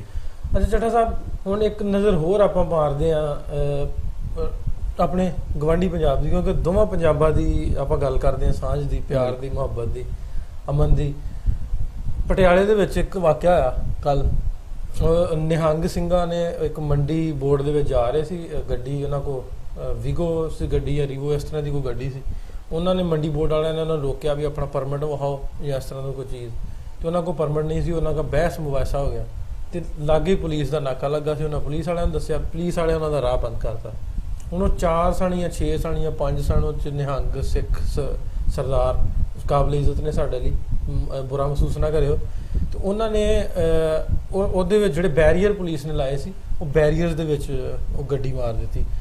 ਪਹਿਲੀ ਗੱਲ ਤੇ ਇਹ ਵੇਖਣੀ ਆ ਵੀ ਇਸ ਇਸ਼ਤਿਆਲ ਤੱਕ ਨਿਹੰਗ ਸਿੰਘ ਪਹੁੰਚੇ ਕਿਉਂ, ਕਿ ਉਹਨਾਂ ਦੀ ਲੜਾਈ ਹੋਈ ਆਪਸ ਦੇ ਵਿੱਚ, ਮੂੰਹ ਮਾਰੀ ਹੋਈ, ਕੋਈ ਗਾਲ ਮੰਦਾ ਹੋਇਆ ਜਾਂ ਕੀ ਹੋਇਆ ਵੀ ਉਹ ਇਸ ਹੱਦ ਤੱਕ ਪਹੁੰਚੇ ਵੀ ਉਹਨਾਂ ਪੁਲਿਸ ਦੇ ਬੈਰੀਅਰ ਤੋੜਨ ਦੀ ਕੋਸ਼ਿਸ਼ ਕੀਤੀ, ਵੀ ਉਹਨਾਂ ਬੈਰੀਅਰ ਤੋੜ ਦਿੱਤੇ।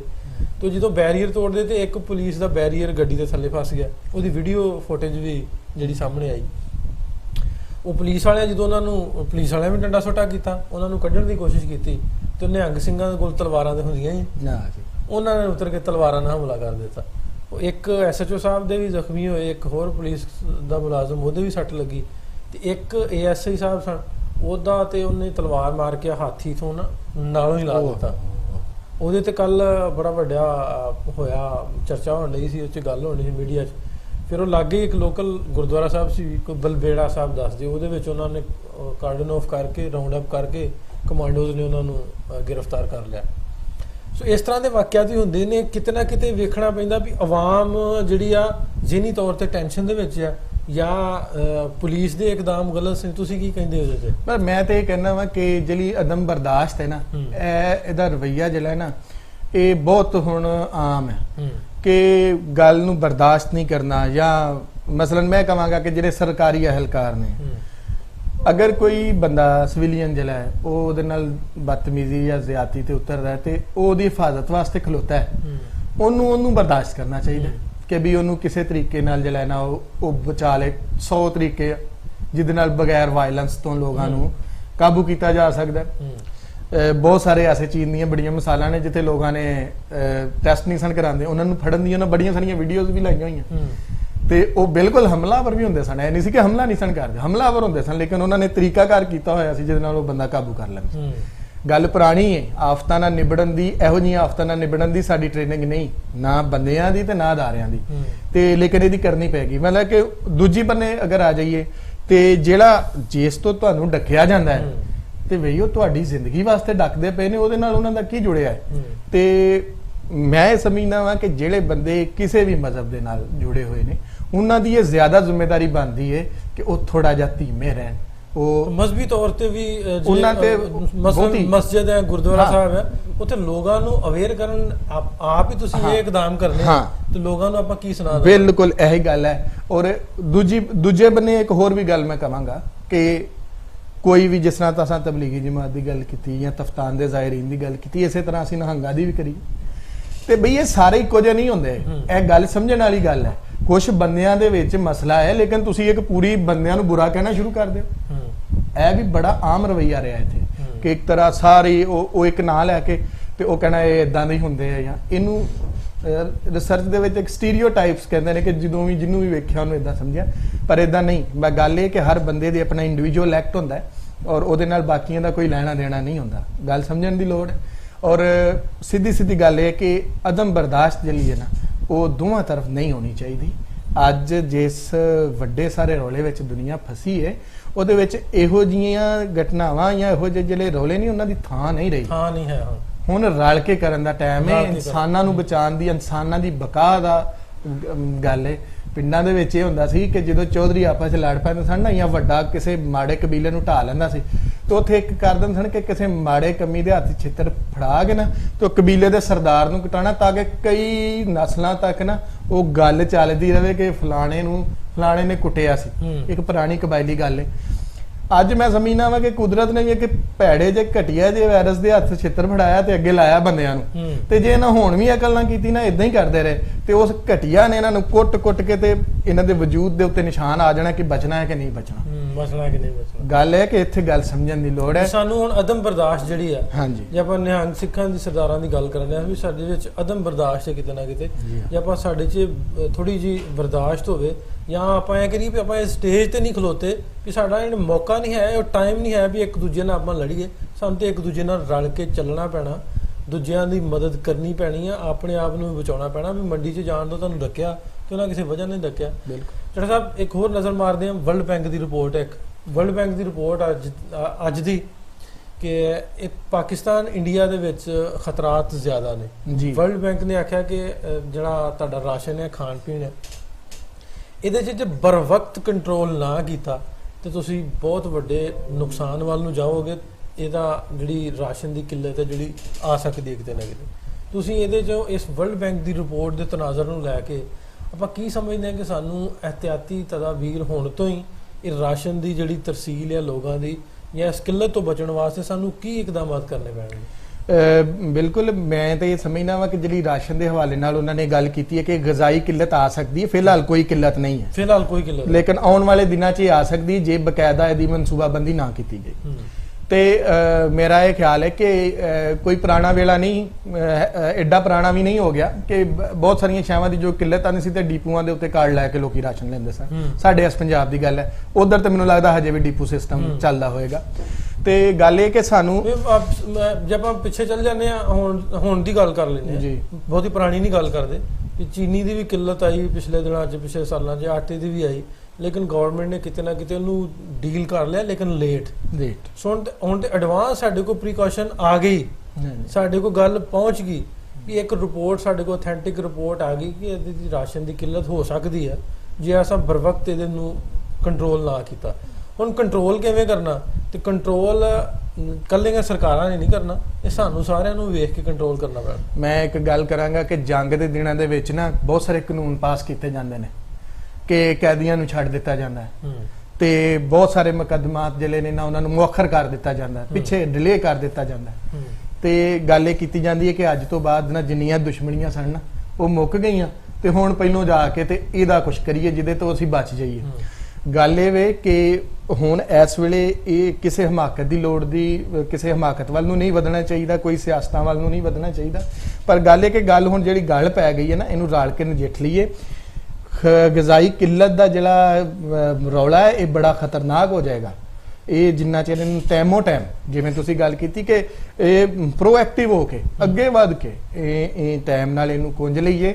ਤੇ ਗੱਲ ਇਹ ਕਿ ਇਸ ਧਰਤੀ ਤੋਂ ਰਿਜ਼ਕ ਨਹੀਂ ਮੁੱਕ ਸਕਦਾ, ਰੋਟੀ ਪਾਣੀ ਨਹੀਂ ਮੁੱਕ ਸਕਦਾ, ਪਰ ਸਿਆਣੇ ਕਹਿੰਦੇ ਨੇ ਕਿ ਖਾਦਿਆਂ ਖੂਹ ਵੀ ਮੁੱਕ ਜਾਂਦੇ ਨੇ। ਗੱਲ ਇਹ ਵੇ ਕਿ ਜੇ ਸਿਆਣੇ ਨਾ ਬਣੋਗੇ ਨਾ ਤੇ ਫਿਰ ਤੁਹਾਡਾ ਕੁਦਰਤ ਵੀ ਇਮਤਿਹਾਨ ਲੈਂਦੀ ਹੈ। ਹੱਥ ਥੋੜਾ ਜਿਹਾ ਤੰਗ ਕਰਕੇ ਸਾਨੂੰ ਚੱਲਣਾ ਪੈਣਾ, ਸਿਆਣੇ ਹੋ ਕੇ। ਹਾਂਜੀ, ਵੀ ਕੀ ਕਹਿੰਦੇ ਵੀ ਪਹਿਲਾਂ ਜੇ ਆਪਾਂ ਪੰਜਾਬ ਦੀ ਗੱਲ ਕਰਦੇ ਆ, ਵੀ ਸਾਡੇ ਕੋਲ ਹੋਰ ਕੁਛ ਨਾ ਹੋਵੇ, ਕਣਕ ਘਰ ਦੀ ਹੈਗੀ ਆ, ਆਪਾਂ ਰੋਟੀ ਪਕਾਈ ਆ ਤੇ ਮਰਤਬਾਨ ਚੋਂ ਚਾਰ ਦੀ ਫਾੜੀ ਕੱਢੀ ਆ, ਲਸੂੜਾ ਕੱਢਿਆ, ਰੋਟੀ ਤੇ ਰੱਖਿਆ ਤੇ ਆਓ ਚੁੱਕ ਕੇ, ਬਿਲਕੁਲ। ਜਾਂ ਜੇ ਆਪਾਂ ਦੂਜੀ ਗੱਲ ਕਰਦੇ ਆ ਵੀ ਗੰਢਾ ਰੱਖਿਆ ਤੇ ਰੋਟੀ ਖਾ ਗਏ, ਵੀ ਪਹਿਲੋਂ ਦੀ ਜਿਹੜੀ ਗੱਲ ਚੱਲਦੀ ਸੀ। ਲੇਕਿਨ ਕਿਤੇ ਨਾ ਕਿਤੇ ਇਹ ਵੀ ਗੱਲ ਹੈ ਵੀ ਕੱਲੇ ਹੁਣ ਪੰਜਾਬ ਦੇ ਵਿੱਚ ਜ਼ਿਮੀਂਦਾਰ ਹੀ ਨਹੀਂਗੇ, ਜ਼ਮੀਨ ਵਾਲੇ ਨਹੀਂਗੇ, ਉਹ ਜਿਹੜੇ ਜਿਨ੍ਹਾਂ ਕੋਲ ਜ਼ਮੀਨਾਂ ਨਹੀਂ ਹੈਗੀਆਂ ਉਹ ਵੀ ਲੋਕ ਹੈਗੇ, ਬਿਲਕੁਲ। ਉਹਨਾਂ ਦਾ ਵੀ ਅਹਿਸਾਸ ਆਪਾਂ ਕਰਨਾ ਤੇ ਆਪਣੇ ਆਪ ਨੂੰ ਵੇਖਣਾ ਵੀ ਉਹਨਾਂ ਆਪਾਂ ਚੱਲੀਏ ਵੀ ਜਿਹਦੇ ਨਾਲ ਆਉਣ ਵਾਲੇ ਟਾਈਮ 'ਚ ਆਪਾਂ ਬਰਦਾਸ਼ਤ ਕਰ ਲਈਏ, ਆਪਣਾ ਬੋਝ ਚੁੱਕ ਲਈਏ ਆਪਣੇ ਪਾਕਿਸਤਾਨ ਦਾ। ਇਹ ਕੱਲੀ ਗੱਲ ਪਾਕਿਸਤਾਨ ਪੰਜਾਬ ਦੀ ਨਹੀਂ ਹੈ ਜਾਂ ਕੱਲੇ ਇੰਡੀਆ ਦੀ ਨਹੀਂ, ਦੋਵਾਂ ਪਾਸਿਆਂ ਦੀ ਰਿਪੋਰਟ ਹੈ, ਅਥੈਂਟਿਕ ਰਿਪੋਰਟ ਹੈ ਵਰਲਡ ਬੈਂਕ ਦੀ ਕਿ ਇਹ ਗ਼ਜ਼ਾਈ ਕਿੱਲਤ ਆ ਸਕਦੀ ਹੈ। ਇਸ ਤੋਂ ਵਾਕ ਵੀ ਪੂਰੀ ਦੁਨੀਆ ਤੇ ਵੇਖੋ ਤੁਸੀਂ, ਹੁਣ ਅਗਰ ਗੱਲ ਅਸੀਂ ਕਰੀਏ ਸਾਡਾ ਤੇ ਅਸੀਂ ਤੇ ਹੁਣ ਉਹਦੀ ਲਪੇਟ 'ਚ ਆਏ ਹਾਂ, ਪੂਰੀ ਦੁਨੀਆ ਨੂੰ ਅਗਰ ਤੁਸੀਂ ਗੌਰ ਨਾਲ ਵੇਖੋ ਤੇ ਗੱਲ ਇਹ ਹੈ ਕਿ ਹੁਣ ਤਰੀਕਾਕਾਰ ਬਦਲਨੇ ਪੈਣੇ ਹੈ। ਇਹਨੇ ਪੂਰੀ ਦੁਨੀਆ ਦਾ ਨਕਸ਼ਾ ਬਦਲ ਦਿੱਤਾ ਹੈ। ਇਹ ਪਹਿਲੇ ਪਾਸਪੋਰਟ ਤੇ ਵੀਜ਼ੇ, ਹੁਣ ਉਹਨੂੰ ਕੌਣ ਪੁੱਛਦਾ? ਆਪੇ ਹੀ ਉਹ ਬਾਉਂਡਰੀਆਂ, ਉਹ ਸਾਰੇ ਰੌਲੇ ਮੁੱਕੇ ਬੈਠੇ ਨੇ, ਸਕੂਨ 'ਚ ਲੋਕ ਬੈਠੇ। ਵਾਇਰਸ ਨੇ ਨਹੀਂ ਪਾਸਪੋਰਟ ਵੀਜ਼ਾ ਮੰਗਿਆ, ਕੁਛ ਵੀ ਨਹੀਂ ਮੰਗਿਆ ਉਹਨੇ ਇਹ ਮੰਗਿਆ ਕਿ ਤੁਸੀਂ ਕਿੰਨੇ ਰਿਸਪੌਂਸਿਬਲ ਹੋ। ਤੇ ਅੱਜ ਜਦੋਂ ਇਸ ਪੂਰੇ ਗਲੋਬ ਦੇ ਉੱਪਰ ਇੱਕ ਘਟਨਾ ਆਈ ਹੈ ਨਾ, ਇਹਦੇ ਨਾਲ ਨਾ ਮੇਰਾ ਖਿਆਲ ਹੈ ਕਿ ਤਰੀਕਾਕਾਰ ਬਦਲਣਗੇ, ਚੀਜ਼ਾਂ ਬਦਲਣਗੀਆਂ, ਔਰ ਉਸ ਬਦਲਾਅ ਨੂੰ ਸਾਨੂੰ ਸਮਝਣਾ ਚਾਹੀਦਾ ਹੈ। ਕੋਈ ਇੱਜ਼ਤ ਗੈਰਤ ਦਾ ਮਸਲਾ ਨਹੀਂ ਹੈ, ਇਹ ਇਨਸਾਨੀ ਬਕਾ ਦਾ ਮਸਲਾ ਹੈ, ਔਰ ਉਹਨੂੰ ਮੇਰਾ ਖਿਆਲ ਹੈ ਕਿ ਲੋਕ ਸਮਝ ਰਹੇ ਨੇ। ਇਹ ਨਹੀਂ ਹੈ ਮੈਂ ਇਸ ਤੇ ਮਾਯੂਸ ਨਹੀਂ ਹਾਂ, ਮੈਂ ਇਹ ਕਹਿੰਦਾ ਕਿ ਲੋਕ ਸਮਝ ਰਹੇ ਨੇ, ਕੰਮ ਵੀ ਕਰ ਰਹੇ ਨੇ, ਪਰ ਜਿਹੜੀ ਸੁਸਤੀ ਹੈ ਨਾ ਉਹ ਥੋੜੀ ਹੈ, ਉਹਨੂੰ ਘਟਾਉਣ ਵਾਸਤੇ ਅਸੀਂ ਗੱਲਬਾਤ ਅੱਗੇ ਕਰਦੇ ਰਹਿੰਦੇ ਹਾਂ। ਅੱਛਾ, ਫਿਰ ਵਰਲਡ ਬੈਂਕ ਨੇ ਅੱਜ ਦੀ $20 ਮਿਲੀਅਨ ਦੀ ਪੈਕੇਜ ਦਿੱਤਾ ਪਾਕਿਸਤਾਨ ਨੂੰ। ਉਹਦੇ ਵਿੱਚ ਅਦਵਿਆਤ ਦਵਾਈਆਂ ਲਈ ਜਾਂ ਕਰੋਨਾ ਨਾਲ ਨਿਪਟਣ ਲਈ ਜਾਂ ਜਿਹੜੀ ਗ਼ਜ਼ਾਈ ਕਿੱਲਤ ਖੁਦਾ ਨਾ ਖਾਸਤਾ ਹੋ ਸਕਦੀ ਉਹਦੇ ਲਈ, ਇਹ ਵੀ ਇੱਕ ਅੱਜ ਦੀ ਬੈਠਕ ਦੇ ਵਿੱਚ ਆਪਾਂ ਸ਼ਾਮਿਲ ਕਰਦੇ ਹਾਂ ਕਿ ਵਰਲਡ ਬੈਂਕ ਵੀ ਵੇਖਦਾ ਵਾ, ਗਹਿਰੀ ਨਜ਼ਰ ਰੱਖਦਾ ਵੀ ਕਿੱਥੇ ਕਿਹੜੀ ਚੀਜ਼ ਦੀ ਕਿਹਨੂੰ ਲੋੜ ਆ।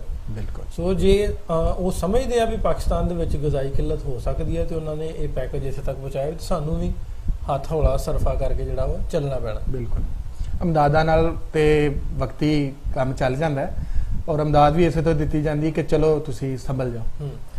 ਅੱਛਾ ਚੱਟਾ ਸਾਹਿਬ, ਇੱਕ ਹੋਰ ਕਰਾਚੀ ਦੇ ਵਿੱਚ 9 ਜਾਂ 13 ਯੂਨੀਅਨ ਕੌਂਸਲ, ਪੂਰੀਆਂ ਯੂਨੀਅਨ ਕੌਂਸਲ, ਜੇ ਆਪਾਂ ਗੱਲ ਕਰਦੇ ਹਾਂ ਵੀ ਜੇ ਇੱਕ ਪਿੰਡ, ਜੇ ਪਿੰਡਾਂ ਦੀ ਗੱਲ ਕਰਦੇ ਹਾਂ ਵੀ 4 ਜਾਂ 5 ਪਿੰਡਾਂ ਦੀ ਇੱਕ ਯੂਨੀਅਨ ਕੌਂਸਲ ਹੁੰਦੀ, ਵੀ 9 ਜਾਂ 13 ਯੂਨੀਅਨ ਕੌਂਸਲ ਬਿਲਕੁਲ ਕਰਾਚੀ ਦੇ ਵਿੱਚ ਸੀਲ ਕਰ ਦਿੱਤੀਆਂ ਗਈਆਂ ਕਿ ਉੱਥੇ ਕੇਸਿਸ ਇੰਨੇ ਜ਼ਿਆਦਾ ਹੋ ਗਏ। ਫਿਰ ਲਾਹੌਰ ਦੇ ਵਿੱਚ ਕਾਫੀ ਸਾਰੇ ਏਰੀਆਜ਼ ਜਿਹੜੇ ਨੇ ਉਹ ਸੀਲ ਕਰ ਦਿੱਤੇ ਗਏ ਨੇ ਵੀ ਉੱਥੋਂ ਕੋਈ ਬੰਦਾ ਬਿਲਕੁਲ ਘਰਾਂ 'ਚੋਂ ਆਪਣੇ ਨਿਕਲ ਹੀ ਨਹੀਂ ਸਕਦਾ। ਚੱਠਾ ਸਾਹਿਬ, ਇਹ ਜਿਹੜੀ ਆਪਾਂ ਪਹਿਲਾਂ ਗੱਲ ਕਰਦੇ ਹਾਂ ਵੀ ਗਵਰਨਮੈਂਟ ਵੇਖਣ ਡਈ ਆ ਵੀ ਕਿਵੇਂ ਆਪਾਂ ਰਾਸ਼ਨ ਪਹੁੰਚਾ ਸਕਦੇ ਹਾਂ, ਫਿਰ ਕਰਫਿਊ ਵੱਲ ਜਾਇਆ ਜਾਵੇ।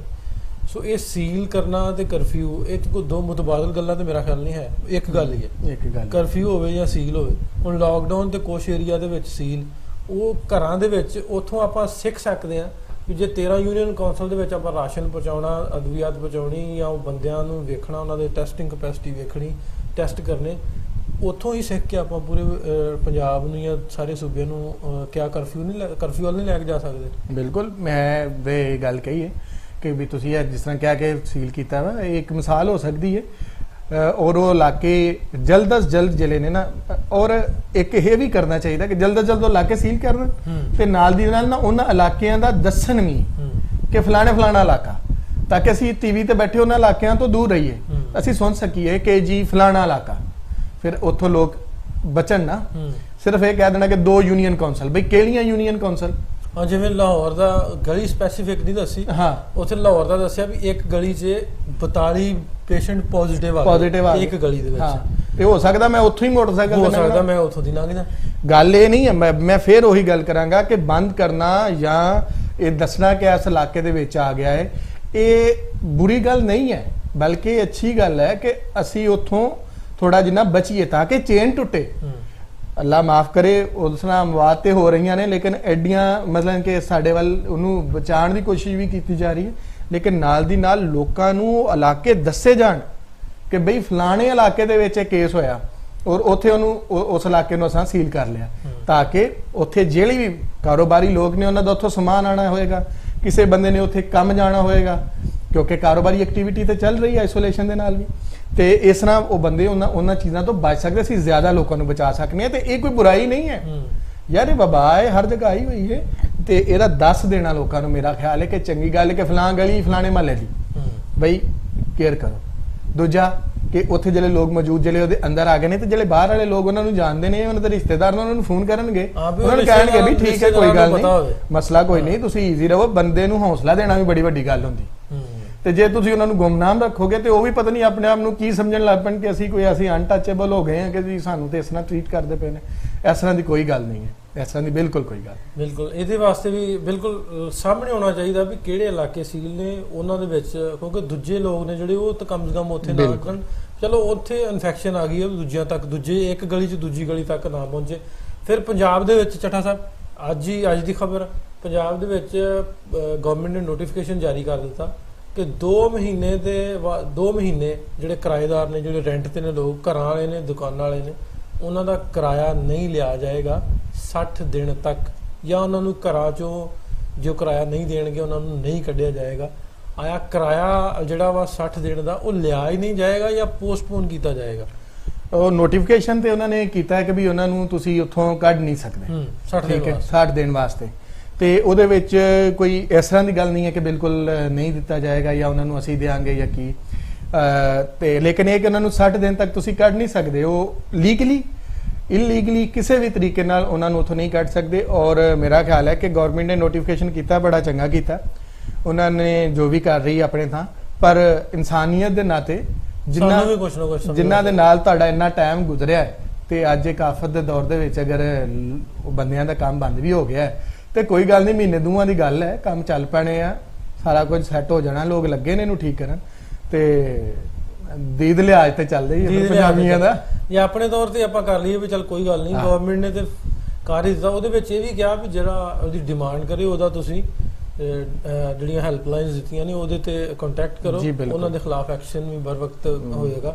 ਤੇ ਇਹ ਵੀ ਬੜਾ ਵੱਡਾ ਮੈਂ ਸਮਝਦਾ ਵਾਂ ਗਵਰਨਮੈਂਟ, ਪੰਜਾਬ ਗਵਰਨਮੈਂਟ ਦਾ ਇੱਕ ਇਨੀਸ਼ੀਏਟਿਵ ਹੈ ਕਿ ਜਿਹੜੇ ਲੋਕ ਹੁਣ ਕਿਰਾਇਆ ਉਹਨਾਂ ਕਿੱਥੋਂ ਦੇਣਾ ਜਦੋਂ ਕੰਮ ਨਹੀਂ ਹੈ, ਤਨਖਾਹ ਨਹੀਂ ਹੈ, ਗਵਰਨਮੈਂਟ ਉਹਨਾਂ ਨੂੰ ਰਾਸ਼ਨ ਦੇਣ ਦੀ ਹੈ, ਕਿਰਾਇਆ ਕਿੱਥੋਂ ਦੇਣਗੇ? ਬਿਲਕੁਲ। ਤਾਂ ਸਾਨੂੰ ਅਖਲਾਕੀ ਤੌਰ ਤੇ ਵੀ ਜਿਨ੍ਹਾਂ ਦੇ ਕੋਲ ਕਿਰਾਏਦਾਰ ਨੇ ਉਹਨਾਂ ਵਾਸਤੇ ਸਾਨੂੰ ਅਖਲਾਕੀ ਤੌਰ ਤੇ ਵੀ ਵੇਖਣਾ ਪੈਣਾ, ਸਾਨੂੰ ਸੋਚਣਾ ਚਾਹੀਦਾ, ਸਮਝਣਾ ਚਾਹੀਦਾ ਵੀ ਯਾਰ ਉਹ ਕਿਰਾਇਆ ਕਿੱਥੋਂ ਦੇਣਗੇ ਸਾਨੂੰ। ਹਾਂ, ਤੇ ਕੋਈ ਗੱਲ ਨਹੀਂ, ਉਹ ਬਚੇ ਰਹੇ ਤੇ ਕਿਰਾਏ ਆਉਂਦੇ ਰਹਿਣਗੇ, ਬੰਦੇ ਬਚੇ ਰਹੇ ਤੇ ਕਿਰਾਏ ਆਉਂਦੇ ਰਹਿਣਗੇ, ਕੰਮ ਚੱਲਦੇ ਰਹਿਣਗੇ, ਬਚੇ ਰਹੇ ਤੇ ਕਿਰਾਏ ਵੀ ਆਉਂਦੇ ਰਹਿਣਗੇ, ਤੇ ਸਾਰਾ ਕੁਝ, ਸਾਰਾ ਨਿਜ਼ਾਮ ਉਸੇ ਤਰ੍ਹਾਂ ਹੀ ਫੇਰ ਰੱਬ ਸੋਹਣਾ ਖੈਰ ਕਰੇ ਚੱਲੇਗਾ ਜਿਸ ਤਰ੍ਹਾਂ ਪਹਿਲਾਂ ਚੱਲਦਾ ਸੀ। ਤੇ ਇਹਨਾਂ ਕਿਰਾਇਆਂ ਦੇ ਨਾਲ ਮੇਰਾ ਖਿਆਲ 2 ਮਹੀਨੇ ਦੇ ਕਿਰਾਏ ਨਾਲ ਕੁਝ ਨਹੀਂ ਹੋਣ ਲੱਗਾ। ਜਿਨ੍ਹਾਂ ਨੇ ਇੰਨੀਆਂ ਵੱਡੀਆਂ ਪ੍ਰਾਪਰਟੀਆਂ ਬਣਾਈਆਂ ਕਿਰਾਇਆ ਨਾਲ ਨਹੀਂ, ਘਰ ਤੇ ਪੂਰੇ ਨਹੀਂ ਹੁੰਦੇ। ਅੱਛਾ ਚੱਠਾ ਸਾਹਿਬ, ਇੱਕ ਹੋਰ ਅੱਜ ਦੀ ਖਬਰ ਸੀ ਕਿ ਜਿਹੜੇ ਜ਼ਫਰ ਮਿਰਜ਼ਾ ਨੇ, ਡਾਕਟਰ ਜ਼ਫਰ ਮਿਰਜ਼ਾ ਤਰਜਮਾਨ ਨੇ, ਮਸ਼ੀਰ ਨੇ ਗਵਰਨਮੈਂਟ ਦੇ, ਉਹਨਾਂ ਦੇ ਕੋਲ ਕਰੋਨਾ ਦੇ ਹਵਾਲੇ ਦੇ ਨਾਲ ਸਾਰਾ ਕੁਝ ਉਹੀ ਡੀਲ ਕਰ ਰਹੇ ਸੀ, ਵੇਖ ਰਹੇ ਸੀ।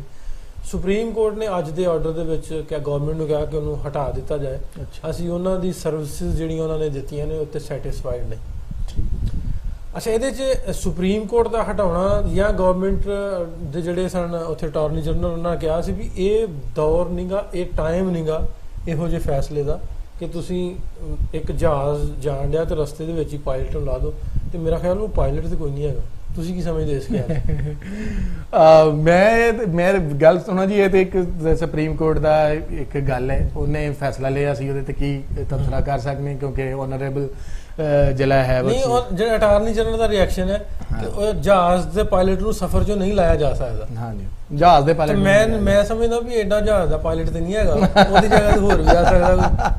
ਬਿਲਕੁਲ, ਅਗਰ ਵੇਖੋ ਨਾ ਜੀ, ਉਹਨਾਂ ਨੇ FBR ਦਾ ਵੀ ਤੇ ਬਦਲਿਆ ਜੀ। ਹਾਂ, ਤੇ ਹੋਰ ਵੀ ਤੇ ਕਰ ਹੀ ਰਹੇ ਨੇ। ਮੇਰਾ ਖਿਆਲ ਹੈ ਕਿ ਇਸ ਵੇਲੇ ਇਹਨਾਂ ਗੱਲਾਂ ਦਾ ਟਾਈਮ ਨਹੀਂ ਹੈ। ਜਿਹੜਾ ਚੰਗਾ ਕੰਮ ਕਰ ਰਿਹਾ ਉਹਨੂੰ ਆਉਣਾ ਚਾਹੀਦਾ ਹੈ। ਔਰ ਦੂਜੇ ਬੰਨੇ ਵੀ ਮੈਂ ਕਹਿੰਦਾ ਕਿ ਸਿਆਸਤ ਦੀ ਲੋੜ ਨਹੀਂ ਹੈ, ਫੌਰੀ ਤੌਰ ਤੇ ਰਲ ਮਿਲ ਕੇ ਨਾ ਇਹਦੇ ਚੋਂ ਨਿਕਲ ਆਈਏ।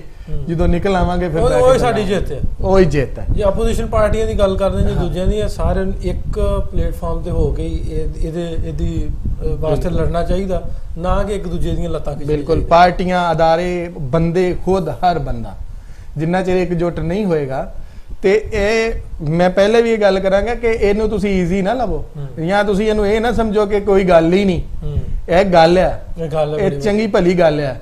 ਔਰ ਇਹਦੇ ਵਾਸਤੇ ਵੱਡੀ ਮਿਸਾਲ ਵੁਹਾਨ ਦੀ ਹੈ।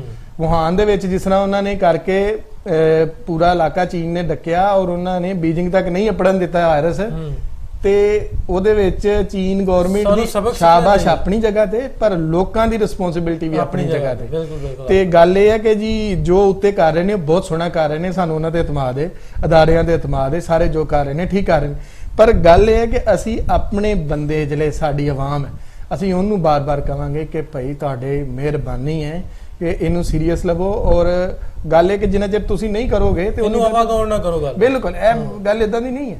ਪਿੰਡਾਂ ਦੇ ਵਿੱਚ ਜਿਹੜੇ ਲੋਕ ਨੇ, ਪਿੰਡਾਂ ਦੀ ਜਾਂ ਗੱਲਿਆਂ ਦੀ ਮਹੱਲਿਆਂ ਦੇ ਵਿੱਚ, ਉਹਨਾਂ ਤੱਕ ਜਿਹੜੇ ਮੀਡੀਆ ਨੂੰ ਵੇਖਦੇ ਨੇ, ਥੋੜੇ ਜਿਹੇ ਅਵੇਅਰ ਨੇ, ਪੜ੍ਹੇ ਲਿਖੇ ਨੇ ਲੋਕ, ਕੁਝ ਸਿੱਧੇ ਲੋਕ ਵੀ ਹੈਗੇ ਨੇ, ਉਹਨਾਂ ਤੱਕ ਉਹਨਾਂ ਦੀ ਰਿਸਪੌਂਸਿਬਿਲਟੀ ਬਣਦੀ ਵੀ ਉਹਨਾਂ ਤੱਕ ਮੈਸੇਜ ਕਮ ਸੇ ਕਮ ਜਿਹੜਾ ਪਹੁੰਚਾਓ ਵੀ ਸਾਡੇ ਵਾਸਤੇ ਆ ਪ੍ਰੀਕਾਸ਼ਨਸ ਨੇ, ਇਹਨਾਂ ਤੇ ਅਮਲ ਦਰਾਮਦ ਕਰੋ।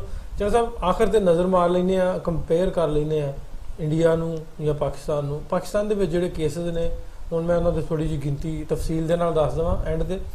ਟੋਟਲ ਕੇਸ ਤਕਰੀਬਨ 5500, ਉਹਦੇ ਵਿੱਚੋਂ ਸਿੰਧ ਦੇ ਵਿੱਚ 1452, ਪੰਜਾਬ ਦੇ ਵਿੱਚ 2656 ਤਕਰੀਬਨ, ਉਹ ਵੱਧ ਗਏ ਹੋਣੇ ਹੁਣ ਤੇ, ਕਿਉਂ ਸਵੇਰ ਦੀ ਘੰਟਾ ਪਹਿਲੇ ਦੀ ਰਿਪੋਰਟ ਹੈ।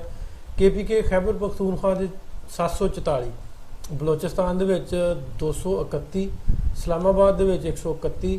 ਫਿਰ ਜੇ ਆਪਾਂ ਗੱਲ ਕਰਦੇ ਹਾਂ ਗਿਲਗਿਤ ਬਲਤਿਸਤਾਨ ਦੀ, ਉਹਦੇ ਵਿੱਚ 3 ਕੇਸਿਸ ਨੇ। ਆਜ਼ਾਦ ਕਸ਼ਮੀਰ ਦੇ ਵਿੱਚ 40 ਕੇਸਿਸ ਇਸ ਵੇਲੇ ਹੋ ਚੁੱਕੇ ਨੇ। ਜੇ ਮੌਤਾਂ ਦੀ ਗੱਲ ਆਪਾਂ ਕਰ ਲਈਏ, ਸਿੰਧ ਦੇ ਵਿੱਚ 31, ਪੰਜਾਬ 'ਚ ਸਾਰੀਆਂ ਨਾਲ ਬਹੁਤੀਆਂ ਮੌਤਾਂ ਹੁਣ ਹੋ ਚੁੱਕੀਆਂ ਨੇ 24 ਟੋਟਲ। ਤੇ ਵੈਸੇ ਜੇ ਮੌਤਾਂ ਦੀ ਗੱਲ ਕਰਨੀ ਤਾਂ 95 ਹੋਈਆਂ ਨੇ ਪਾਕਿਸਤਾਨ ਦੇ ਵਿੱਚ ਕਰੋਨਾ ਕੇਸਿਸ ਜਿਹੜੇ ਰਜਿਸਟਰਡ ਨੇ। ਜਿਹੜੇ ਰਜਿਸਟਰਡ ਕੇਸਿਸ ਦੀ ਗੱਲ ਕਰਨੇ ਆ 5500, ਰਜਿਸਟਰਡ ਮੌਤਾਂ ਦੀ ਗੱਲ ਕਰਨਾ ਹੈ। ਫਿਰ ਇਸਲਾਮਾਬਾਦ ਦੇ ਵਿੱਚ 1 ਮੌਤ ਹੋਈ ਹੈ, ਬਲੋਚਿਸਤਾਨ ਦੇ ਵਿੱਚ 2 ਮੌਤਾਂ ਹੋਈਆਂ। ਜੇ ਆਪਾਂ ਇੰਡੀਆ ਦੀ ਗੱਲ ਕਰਦੇ ਹਾਂ, ਇੰਡੀਆ ਪੰਜਾਬ ਤੱਕ ਆਪਾਂ ਰਹਿੰਦੇ 135 ਨੇ ਉੱਥੋਂ ਦੇ ਜਿਹੜੀ ਅੰਕੜੇ ਗਿਣਤੀ ਜਿਹੜੀ ਆ। ਫਿਰ ਰਿਕਵਰੀਆਂ ਉੱਥੇ 5 ਹੋਈਆਂ ਨੇ, ਮੌਤ ਉੱਥੇ ਹੁਣ ਤੱਕ 11 ਹੋਈਆਂ। ਠੀਕ ਹੈ। ਉੱਥੋਂ ਜੇ ਵਾਇਰਸ ਦੀ ਗੱਲ ਕਰਦੇ ਹਾਂ ਵੀ ਇੰਡੀਆ ਪੰਜਾਬ ਦੀ ਗੱਲ ਕਰਦੇ, ਉੱਥੋਂ ਜਿਹੜੇ ਕੇਸਿਸ ਰਜਿਸਟਰਡ ਕੇਸਿਸ ਪਹਿਲਾਂ ਸਾਹਮਣੇ ਆ ਗਏ ਸੀ, ਸਾਡੇ ਕਾਫੀ ਦਿਨਾਂ ਦੇ ਬਾਅਦ 'ਚ ਸਾਹਮਣੇ, ਲੇਕਿਨ ਸਾਡੀ ਗਿਣਤੀ ਉਹਨਾਂ ਨਾਲ ਬਹੁਤ ਉੱਤੇ ਚਲੀ ਗਈ। ਉਹਦੇ ਵਿੱਚ ਬਹੁਤ ਵੱਡਾ ਕਿਰਦਾਰ ਜਿਹੜਾ ਉਹਨਾਂ ਦੀ ਗਵਰਨਮੈਂਟ ਦਾ ਕਰਫਿਊ ਦਾ ਵਾ। ਮੇਰਾ ਖਿਆਲ ਇੱਧਰ ਹਲੇ ਤੱਕ ਕਰਫਿਊ ਜਿਹੜਾ ਵਾ ਨਹੀਂ ਲਾਇਆ ਗਿਆ, ਉਹਦੇ ਵਿੱਚ ਵਾਧਾ ਜਿਹੜਾ ਫਰਕ ਨਜ਼ਰ ਆਉਂਦਾ ਵਾ। ਜਿਹੜੇ ਕਨਫਰਮ ਕੇਸ, ਹਾਲਾਂਕਿ ਟੈਸਟਿੰਗ ਕਪੈਸਿਟੀ ਜਿਹੜੀ ਵਾ ਸਾਡੀ ਬਹੁਤ ਘੱਟ ਹੈ, ਉਹਦੇ ਬਾਵਜੂਦ ਕੇਸ ਜਿਹੜੇ ਬਹੁਤ ਜ਼ਿਆਦਾ ਨੇ। ਸਾਨੂੰ ਟੈਸਟਿੰਗ ਕਪੈਸਿਟੀ ਵੀ ਵਧਾਉਣੀ ਪਏਗੀ। ਇਹ ਸਾਰੀਆਂ ਜਿਹੜੀਆਂ ਆਪਾਂ ਗੱਲਾਂ ਕੀਤੀਆਂ ਇਹਨਾਂ ਤੇ ਵੀ ਅਮਲ ਦਰਾਮਦ ਕਰਨਾ ਪਏਗਾ। ਚੱਠਾ ਸਾਹਿਬ ਆਖਰ ਤੇ ਇੱਕ ਪੁਆਇੰਟ, ਸਾਡੀ ਜਿਹੜੀ ਤਾਜਰ ਬਰਾਦਰੀ ਆ, ਜਿਹੜੇ ਕਾਰੋਬਾਰੀ ਲੋਕ ਨੇ, ਉਹਨਾਂ ਨੇ ਕਿਹਾ ਕਿ 14 ਤਰੀਕ ਤੋਂ ਬਾਅਦ ਅਸੀਂ ਆਪਣੇ ਕਾਰੋਬਾਰ ਜ਼ਬਰਦਸਤੀ ਕਿਹਾ ਵੀ ਆਪਾਂ ਖੋਲ੍ਹ ਦੇਣੇ ਆ। ਕਿਆ ਇਹਦੇ ਵਿੱਚ ਇਹ ਬੜੀ ਵੱਡੀ ਆਪਾਂ ਬੇਵਕੂਫੀ ਵੱਲ ਨੂੰ ਨਹੀਂ ਜਾਵਾਂਗੇ? ਕਿਆ ਗਵਰਨਮੈਂਟ ਦੀਆਂ ਜਿਹੜੀਆਂ ਵਰਲਡ ਹੈਲਥ ਆਰਗੇਨਾਈਜੇਸ਼ਨ ਕਹਿੰਦੀ ਹੈ ਉਹਦੀਆਂ ਗੱਲਾਂ ਆਪਾਂ ਮੰਨਣ ਨੂੰ ਤਿਆਰ ਨਹੀਂ?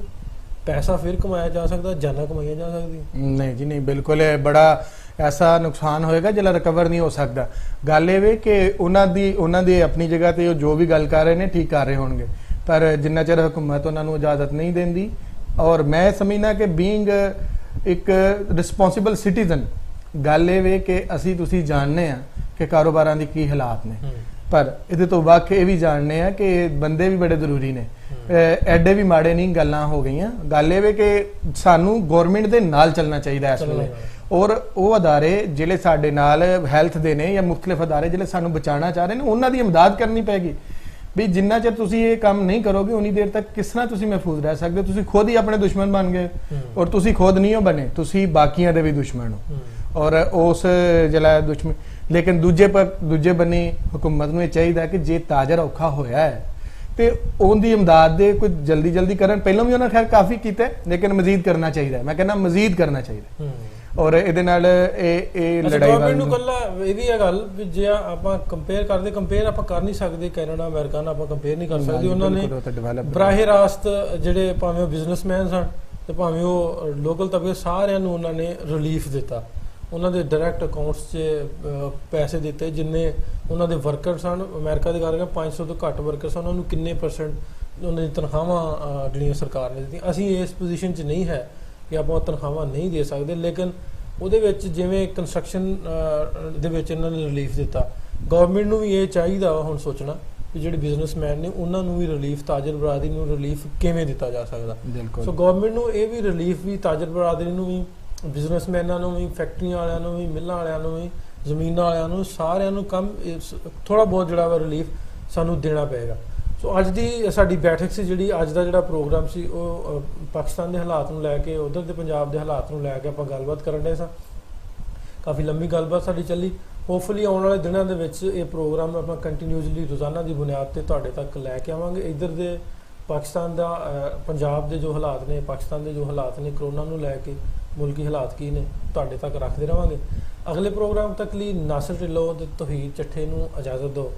ਜ਼ਰੂਰ ਕੱਲ ਨੂੰ ਰੋਜ਼ ਹਫਤੇ 'ਚ ਸਾਰੇ ਦਿਨ ਤੁਹਾਡੇ ਖਿਦਮਤ 'ਚ ਤੁਹਾਡੇ ਰੂਬਰੂ ਹਾਜ਼ਰ ਹੋਵਾਂਗੇ, ਕੁਝ ਨਵੀਆਂ ਗੱਲਾਂ ਬਾਤਾਂ ਲੈ ਕੇ, ਕੁਝ ਪੰਜਾਬ ਦੀਆਂ, ਕੁਝ ਪਾਕਿਸਤਾਨ ਦੀਆਂ, ਕੁਝ ਉੱਧਰਲੇ ਪੰਜਾਬ ਦੀਆਂ ਗੱਲਾਂ ਬਾਤਾਂ ਲੈ ਕੇ ਤੁਹਾਡੇ ਰੂਬਰੂ ਹਾਜ਼ਰ ਹੁੰਦੇ ਰਵਾਂਗੇ। ਬਹੁਤ ਸਾਰਾ ਸ਼ੁਕਰੀਆ। ਅਸਲਾਮ ਵਾਲੇਕਮ, ਸਤਿ ਸ਼੍ਰੀ ਅਕਾਲ, ਰੱਬ ਰੱਖਾ।